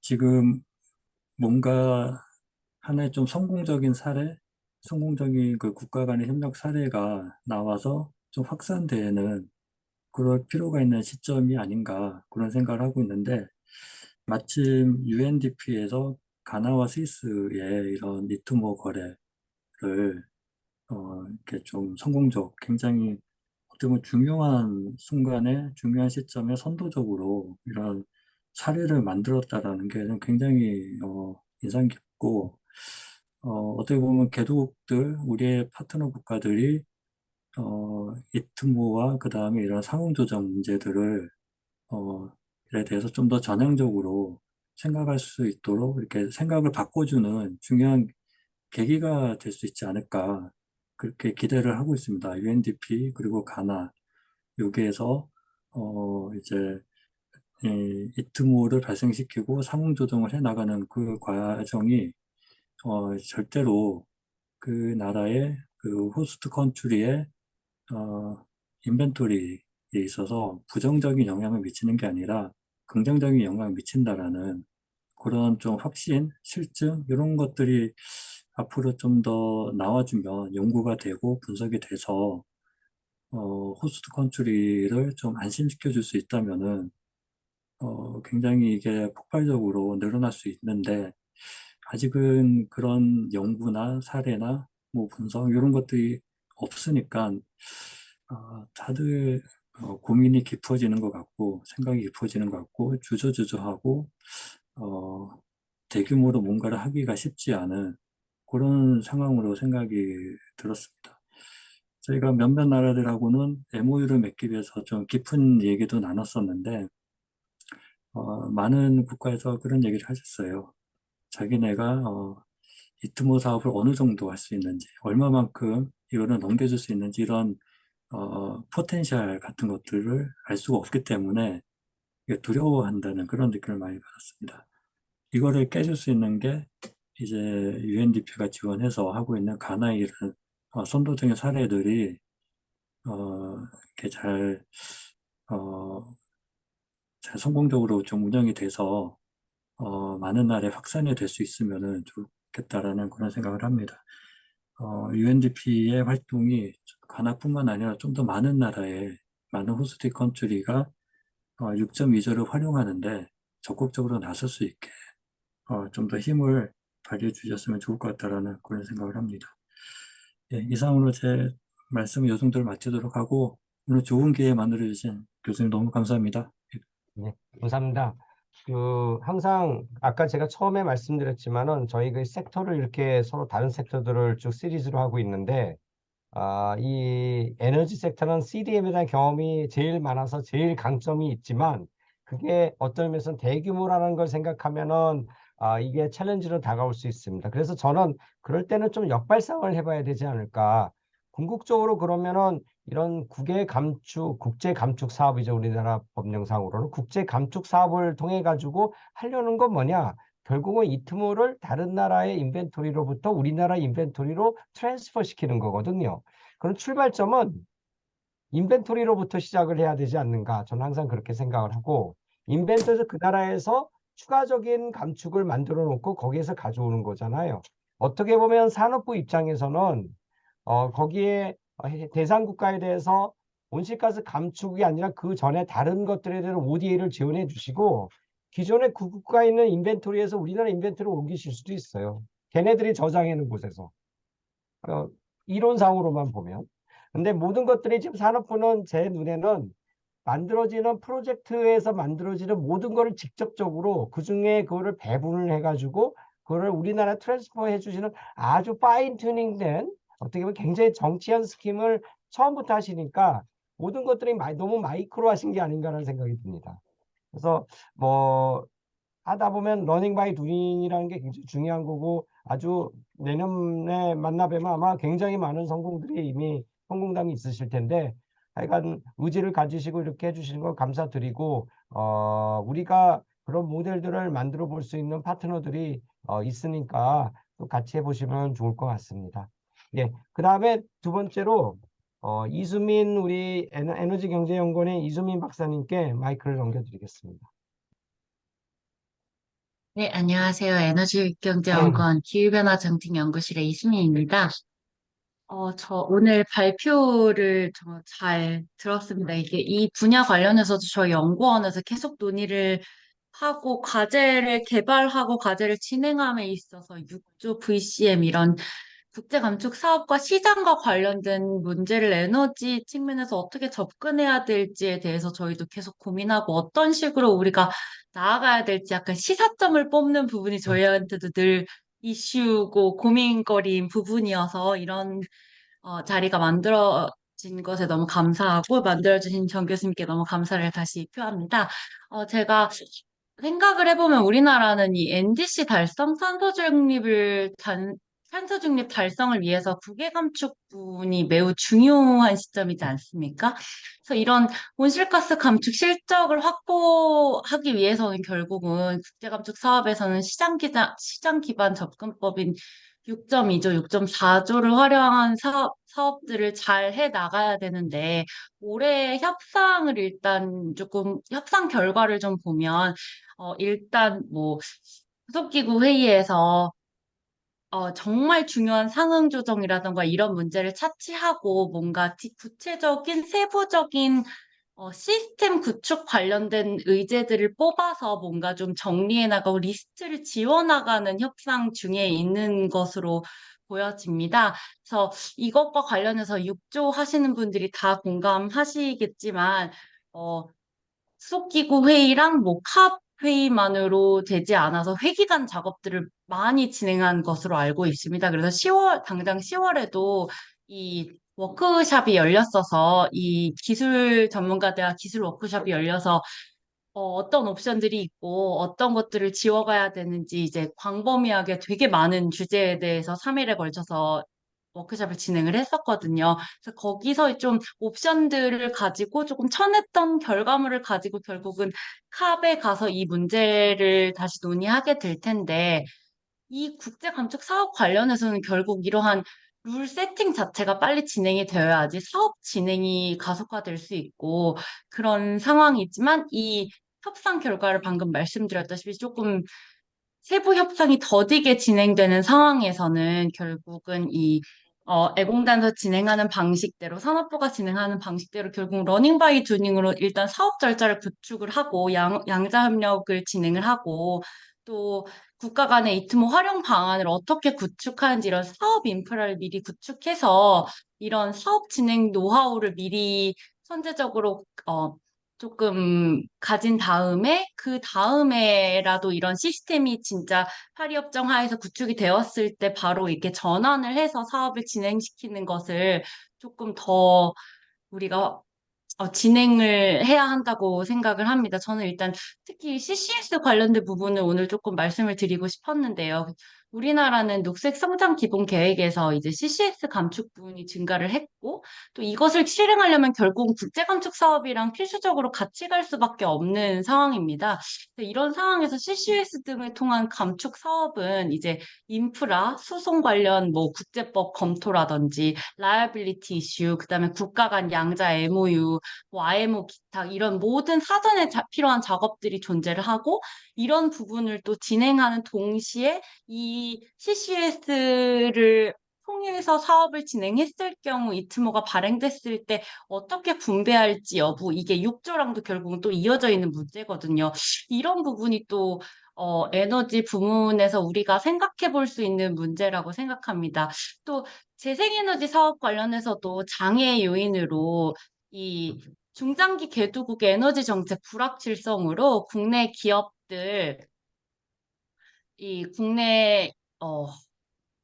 국내 기업들이 사업 추진을 결정하는 것 자체가 조금 결정하는 것 자체에 좀 어려움이 있는 것 같습니다. 또 특정 국가에 편중된 해외 시장 의존도도 조금 문제가 있어서 이게 국가 안보라던가 이런 위험, 조금 변동성 위험으로 올 수 있어서 그런 점도 우리가 조금 고려해야 되는 문제가 아닌가 싶습니다.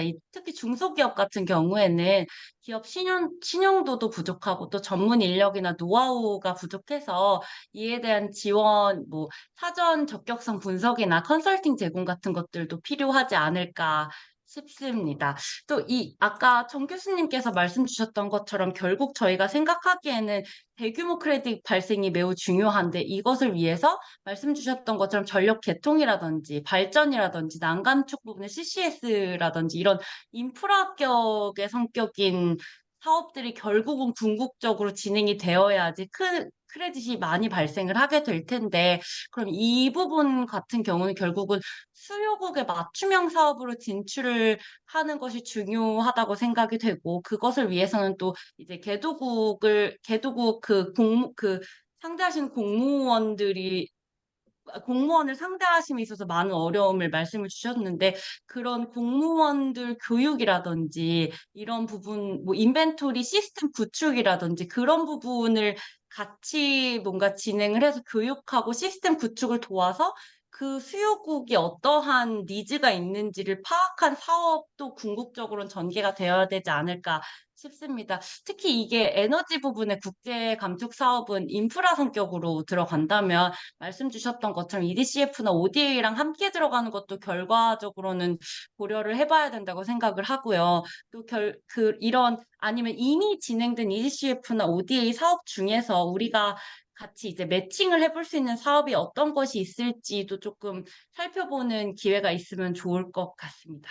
여기까지가 제가 네, 준비한 토론입니다. 네, 감사합니다. 네. 아주 좋은 말씀 감사합니다.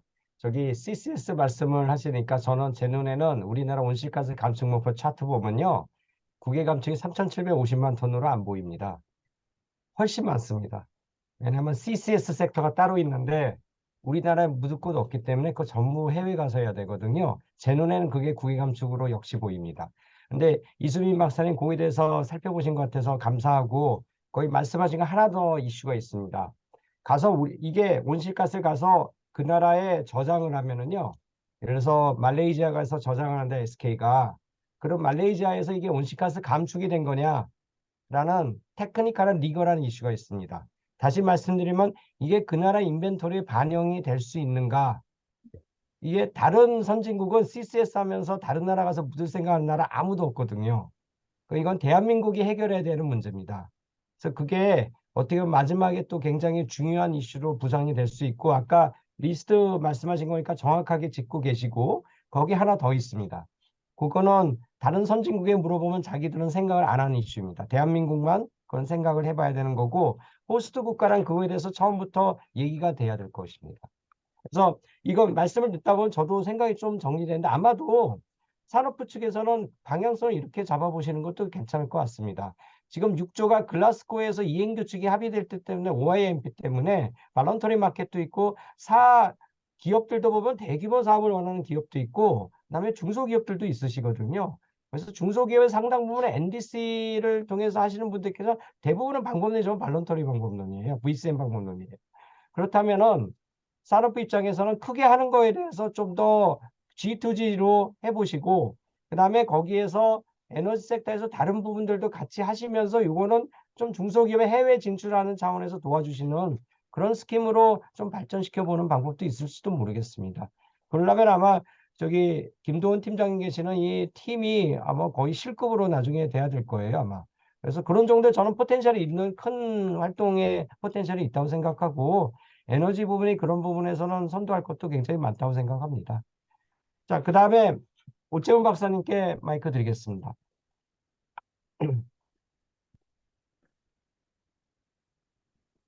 네, 안녕하세요. 오늘 토론 발표를 맡게 된 국가녹색기술연구소의 오채훈 책임연구원입니다. 오늘 제가 토론자로 참여할 수 있도록 기회를 주신 정서영 교수님께 먼저 감사 인사를 드립니다. 그리고 오늘 두 분의 심도 있는 발표를 굉장히 잘 들었고요. 굉장히 많이 배웠습니다. 감사합니다. 저는 이제 두 분의 발표를 들으면서 좀 공통적으로 발견되는 항목이 있다라는 생각이 들었는데요. 그 파리협정 6조를 활용하는 과정에서 정부 차원에서 또는 사업 개발자 차원에서 장애 요소가 존재한다는 점인데요. 저는 이 점에 대해서 좀 많은 관심을 가지고 있고, 그래서 이에 대해서 좀 개괄적인 의견을 드리고 싶습니다. 특히 파리협정 6.2조와 관련해서 국가별로 좀 제도를 마련하는 과정이기 때문에 저는 정부가 맞닥뜨리는 장애 요소가 굉장히 크다라는 생각이 들고 이것과 이러한 장애 요소와 관련해서 상응 조정, 역량 배양, 제도 설계 그리고 상대국의 국가 정책 변화라는 측면에 대해서 좀 말씀을 드리고 싶습니다. 첫 번째로 상응 조정에 대해서 말씀을 드리면 이제 우리나라는 파리협정 이제 제6.2조 협력적 접근 차원에서 자체 양자협력 메커니즘을 이제 시범 운영을 하고 있는데 산업부와 환경부가 이제 앞서 나가고 있는 것으로 알고 있습니다. 그런데 만약에 이 양자협력 메커니즘을 통해서 감축 결과물이 도출이 되면 참여국 간에 매년 상응 조정을 해야 되는데 사실 이 상응 조정이 이 국가마다 제출한 NDC 유형에 따라서 선택할 수 있는 상응 조정이 많이 다릅니다. 그래서 개도국들이 이제 대부분 NDC 상에서 단일 연도 감축 목표를 제시를 하고 있고 이 경우에는 예시적인 경로 방식을 따로 그려야 되거나 또는 평균 방식을 통해서 매년 평균적으로 얼마만큼 동일한 양을 이제 상응 조정할 것인지를 미리 정해야 되는데요. 사실 개도국들이 이것을 하는 과정이 사실 굉장히 쉽지는 않을 것 같다는 생각이 듭니다. 한편 이제 NDC 상에서 단연도 감축 목표를 담은 국가들은 이제 경로 방식을 채택할 수 있는데 이제 우리나라 같은 경우에는 2030년까지 40%를 감축한다는 단일 연도 NDC 목표를 이제 수립을 했지만 올해 제1차 국가 탄소 중립 녹색 성장 기본 계획을 발표를 했는데 여기에 연도별로 매년 얼마만큼의 감축량을 달성할 건지에 대한 사항이 들어가 있기 때문에 우리나라가 이제 방식의 상응 조정을 활용할 수 있는 이제 근거가 마련되었다라고 보입니다. 그런데 어쨌든 우리나라가 경로 방식의 상응 조정을 취한다고 하더라도 이것을 이제 경험해보지 않았고 이제 개도국도 이제 우리와 협력하게 될 상대국인 개도국도 그 각자의 NDC 상의 이제 감축 목표 설정 방식에 따라서 상응 조정 방식을 선택하고 그것에 따른 이제 상응 조정을 해야 되는데 굉장히 부담스러운 일이라는 생각이 들고요. 이 상응 조정 방식 자체를 선택하고 그것을 적용한다는 것 자체도요. 그런데 더 나아가서 이 상응 조정이라는 게 도대체 뭐냐라고 하게 되면 이제 테크니컬하게 보게 되면 이제 각 국가마다 국가 이트모를 개상하는 국가 레지스트리가 있어야 되고 또 이 국가 레지스트리상의 이트모와 국가 온실가스 인벤토리상에 이제 온실가스 배출량을 이제 합산하는 행위가 이제 상응 조정인데 이 합산된 이 합산된 결과값이 이제 균형이 됩니다. 그런데 이 배출 균형에 따라서 이제 매년 NDC 그 각 참여하는 국가마다 NDC 목표 달성 여부가 체크가 됩니다. 그래서 사실 파리 협정 6조를 이제 활용하는 게 이제 1차적으로는 각 국가들이 이제 설정한 NDC 목표 달성에 이제 유연한 이제 방식을 제공한다, 유연성을 이제 제공한다라는 측면에서 굉장히 좋지만 이 상응 조정이라는 행위에 의해서 이제 국가들이 매년 NDC 달성 여부가 체크가 되는 것이기 때문에 간접적으로는 NDC 목표 이행 준수에 대한 방식으로 여겨질 수 있다. 이것은 우리나라에도 굉장히 큰 부담이고, 특히 이제 단연도 목표가 아니라, 어, 이제 2030년도 단일년도 목표를 설정한 이제 대부분의 개도국들한테는 굉장히 큰 부담으로 작용할 수 있다라는 생각이 듭니다. 또한 이제 상응 조정의 어떤 시작 시기, 그리고 매년 상응 조정을 어느 수준으로 할 것인가에 대해서도 우리나라가 아직 이제 구체적인 계획이 없는 상태인데, 당연히 우리나라랑 협력하게 될 국가들도 이에 대해서 아직 고민이 없을 거라는 생각이 듭니다. 그래서 이 상응 조정 방식에 대해서 우리가 먼저 상응 조정 방식과 시점과 어느 정도 수준으로 해야 되는지에 대해서 우리가 먼저 어, 주도적으로 고민을 하고 이 고민을 상대국이 같이 할 수 있는 그런 분위기를 우리가 만들어야 되지 않나라는 생각이 듭니다. 두 번째는 이제 역량 배양인데요. 제가 방금 이제 상응 조정이라는 것을 말씀드렸는데 사실 국외 감축 사업에서 얼마나 많은 요소들이 이제 고려가 됩니까? 그런데 상응 조정이 하나만 봐도 그 협력하는 국가들 간에 이트모에 대한 국가 레지스트리가 준비가 돼야 되고, 온실가스 인벤토리가 구축이 돼야 되고, 상황 조정 방식을 선택하고, 이를 장기적으로 운영할 수 있는 또 역량이 굉장히 필수적인데, 사실 여기에는 굉장한 역량이 필요하다는 생각이 들어요. 근데 제가 이제 아까 UNDP 발표 내용에서 UNDP가 이런 그 아티클 6와 관련된 레디니스 서포트를 한다는 그런 내용을 보고 굉장히 의미 있는 어떤 접근법이다라는 생각이 들었습니다. 또 우리나라도 상응 조정과 관련된 여러 역량들 뿐만 아니라 관련된 어떤 다른 역량들에 대해서 코이카 등의 ODA 지원을 활용해서 협력 대상국과 이제 아티클 6 레디니스나 아티클 6의 상응 조정 뭐 서포트 이런 것을 어떤 이니셔티브를 가지고 좀 지원하는 그런 것들이 필요하지 않을까라는 생각이 듭니다. 또한 우리나라가 이제 개도국과 협력을 하는 과정에서 UNDP가 이미 이러한 레디니스 서포트를 하고 있기 때문에 이런 국제기구들과의 협력을 저희가 도모하는 방식을 고려할 필요도 있을 것 같다는 생각이 듭니다. 그리고 이제 세 번째로 제도 설계에 대해서 말씀을 드리고 싶은데요. 사실 우리나라에서 양자협력 메커니즘을 만들 때 일본 JCM 그리고 스위스의 그 이트모 구매 제도의 장점을 최대한 활용해서 우리나라 이제 메커니즘을 설계하려고 노력을 한 것으로 알고 있습니다. 그런데 아까 최석재 팀장님께서 말씀하신 것처럼 만약에 개도국들이 이 협력적 접근이라는 그 6.2조에 기반한 협력적 접근이라는 제도에 대해서 애매한 입장이고 또 이것을 어떻게 활용할지 국가들마다 좀 활용 전략이 굉장히 다 다르다면 우리나라가 자체 양자협력 메커니즘에 대한 운영 방식을 정했지만 이것을 어떻게 좀 더 국가 맞춤형으로 플렉서블하게 운용할지에 대해서는 조금 고민이 필요하다는 생각이 듭니다. 그리고 이제 이렇게 개도국들이 주저주저 하는 분위기가 형성이 되어 있다면 아까 이제 정 교수님께서 말씀하신 것처럼 6.2조에 대해서도 최소한의 어떤 국제적인 스탠다다이제이션을 좀 이제 해주는 것도 유엔 규범이나 협약하에서 해주는 것도 이 협력적 접근에 대한 활용을 이제 가속화할 수 있는 하나의 방식이지 않을까라는 생각이 들기도 했습니다. 그런데 이 스탠다다이제이션의 어떤 수준이라던가 그것에 대해서는 사실 좀 더 고민이 필요할 것 같다는 생각이 들었습니다. 마지막으로 이제 국가 리스크에 대해서 좀 말씀을 드리고 싶은데 뭐 저뿐만 아니라 뭐 다른 분들도 이미 다 알고 계시겠지만 저 인도, 회의 중입니다. 인도네시아에서 그 2021년 이후에 발행된 CDM 국외 상세 감축분에 대해서 국외 이전을 금지하겠다라는 이제 명령을 내린 바가 있었습니다. 인도네시아 같은 경우에는 이제 국가 NDC 달성 목표가 가장 최우선이고 또 이제 인도네시아 내에서 이루어지는 뭐 감축 사업 이제 해외에서 온 감축 사업 중에서 뭐 수력 발전이나 레드를 보니까 뭐 사업 투자금 대비 너무 과도한 크레딧이 발행되고 있는 거 아니냐 이런 의견에 따라서 이런 금지 명령이 나온 것으로 알고 있습니다. 특히 신재생 에너지 관련해서 이제 국제감축 크레딧 발행을 이제 금지하고 있고 특히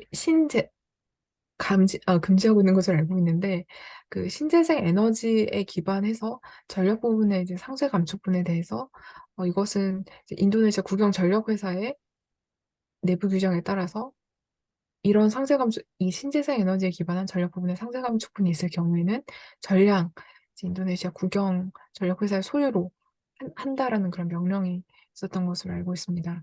사실 아까 뭐 정 교수님께서도 말씀하셨지만 에너지 부 섹터가 굉장히 이제 어떤 노력을 했을 때 감축분이 굉장히 많이 달성될 수 있는 분야이기 때문에 이제 개도국들도 이 에너지 분야에 대한 감축 사업을 계속 고민하고 있고 여기서 나오는 감축 크레딧이 해외로 나가는 것에 대해서 굉장히 좀 민감하게 반응하고 있는 것 같기 때문에 우리가 이제 국가 간의 협력을 할 때에도 이런 협력하는 대상국들의 뭐 에너지 정책이라던가 뭐 이런 감축분을 어떻게 할 것인가에 대한 그런 국가 정책들에 대해서 좀 기민하게 반응하면서 대응하는 것이 필요하지 않을까 이런 생각이 듭니다.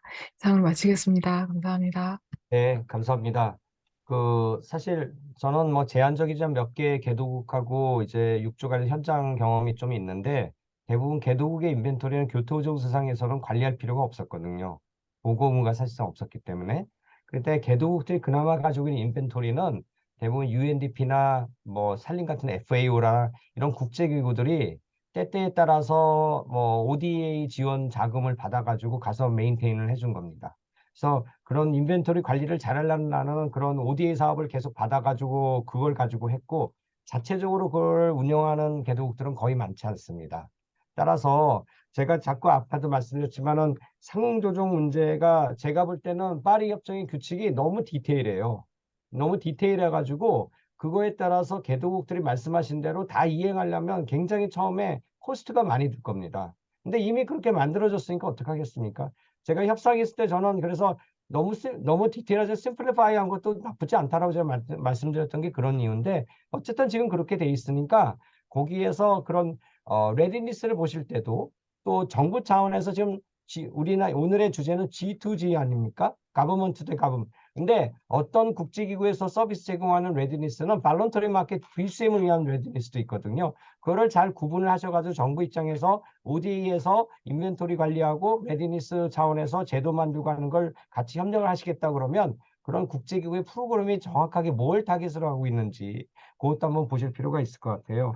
그리고 말씀하신 다른 이슈들도 굉장히 중요한 이슈들을 많이 말씀해 주신 것 같고 그래서 좀 더 이렇게 종합적인 어떤 그림 거기에서 아까 최숙재 팀장이 맨 처음에 보여주신 거는 가장 핵심되는 부분일 테고요. 그 관련된 부분들이 굉장히 많고 그래서 거기에는 아마도 나중에 모르겠습니다. 산업부 차원에서 에너지에서 이게 잘 되면은 개독을 위한 미니스트리얼 무슨 에너지 이니셔티브 이런 게 클라이밋 에너지 이니셔티브 이런 거 만드셔야 될지도 모르죠. 그러면은 주요 개도국 산업 에너지 장관들이랑 같이 해가지고 우리가 포럼을 만들어서 그래가지고 기본적인 걸 세팅을 하고 거기에서 디테일한 거를 개발해서 내려가시는 그런 작업들이 아마 필요할 겁니다. 그 과정에는 또 이 인벤토리는 사실 저는 온실가스 감축 종합정보센터에는 이런 게 있으니까 그런 쪽에 ODA를 많이 해야 된다고 제가 말씀을 드렸는데 어떻게 진도가 나오고 있는지 모르겠지만 뭐 관련된 부처 뭐 환경부도 있고 외교부도 있고 하시다 보면은 지속 가능한 발전하시다 보면 뭐 산림청 같은데 레드 플러스 거기는 그런 게 되게 잘 돼 있거든요. 그냥 거기랑 같이 협력하셔야 될지도 몰라요. 그래서 그런 것들을 종합적으로도 한번 내년에 한번 쭉 한번 보실 수 있는 기회가 있으시면 좋을 것 같습니다. 그래서 이게 해보면은 제 생각에는 종합 기업 활동입니다. 종합 기업 활동. 그리고 개도국의 정말 종합 경제 발전, 탄소 중립을 통한 경제 발전 그런 협력을 하는 그런 수준으로 아마 되시지 않을까 그렇게 생각이 듭니다. 시간이 좀 많이 지났는데요. 혹시 한두 개라도 내가 꼭 그 질문이나 코멘트를 하지 않으면 안 되겠다 하시는 계신 분이면 기회를 드리도록 하겠습니다. 혹시 계실까요? 안 계시면 그러면 최석대 팀장님하고 우리 UNDP의 아놀드하고 제가 마지막 파이널 컨클루딩 리마크스 하시는 시간을 드리겠습니다. Arnold, I'm going to give you a final chance to speak wrap up about what you did after Dr. Choi. Okay? So Dr. Choi goes first. 예, 최 팀장님 해주십시오. 네. 예, 그 1년 동안 저희 김도훈 팀장님하고 많이 열심히 하고 있습니다. 그래서 내년에도 조금 더 모든 분야에서 그리고 이제 다른 부처들과 좋은 관계를 가지고 국제감축 사업 더 크게 더 비용 효과적으로 어, 가기를 기원합니다. 예, 이상입니다. 예, 네, 감사합니다. 네, Arnold. Many thanks to colleagues, and it's great to see such a great discussion. Unfortunately, I don't understand all the subtleties due to my limited Korean, but I promise I will say a bit more in Korean in my next intervention in these seminar series. But yeah, wonderful to discuss this. You have my email address, so please contact me if you need any help, if you have any question. And yeah, just to stress that the UNDP climate market offer will be released in a few days, and there is a lot of cooperation opportunities for Article 6.2 in particular with ITMOS on energy and also forestry. So please contact us if you have any more questions. Thank you. Right, thank you. 네, 그러면은 오늘 이제 마지막 시리즈 이제 다 마쳐야 될 것 같은데요. 오늘 이렇게 가능하게 해주신 특히 법제연구원하고 에너지경제연구원에 감사드리고 다른 공동 주최기관에도 다 감사드립니다. 말씀드렸지만 여기에 상당 부분의 이슈들이 그 12월 5일 날 한국관에서 아침 9시에 하는 국제 세미나로 사실 연계를 시켜놨습니다. 그래서 거기에선 국제기구는 UNDP에서의 글로벌 어드바이저가 올 거고요, 직접. 그다음에 GGGI는 사무총장이 직접 올 거고, 그다음에 이 jurisdiction approach 많이 하는 EDF에서도 시니어 바이스 프레지던트가 와서 직접 프레젠테이션을 하기로 되어 있습니다. 우리나라에서도 관계부처에서 산업부를 포함해서 다 참여하시는 걸로 되어 있고, 또 개도국에서도 실제 우리나라와 논의가 되고 있는 인도네시아와 라오스 정부에서도 고위급으로 참여하게 되어 있습니다. 그래서 기회가 되시면 한번 보시고, 또 협상 결과는 돌아와서 12월 19일 오후 2시에 대한상의에서 저희들이 개최할 때 그때 여기 오늘 참여하신 분들도 또 같이 하실 기회가 있으리라고 생각하고요. 그래서 계속 연속돼서 저희들이 팔로우할 수 있는 기회가 있으니까 계속 관심 가져주시고 끝까지 지켜봐 주시면 감사하겠습니다. 그러면은 밤늦게까지 이렇게 참여해 주셔서 대단히 감사하고요. 저도 오늘 뭔가 배워가는 그런 시간이었던 것 같아서 굉장히 기쁘게 생각하고 여기 계신 모든 분들께 감사드립니다. 예, 그러면 오늘 이상으로 웨비나를 모두 마치겠습니다. Thank you very much. Have a nice day. Good night. 감사합니다. 감사합니다. 감사합니다. 감사합니다.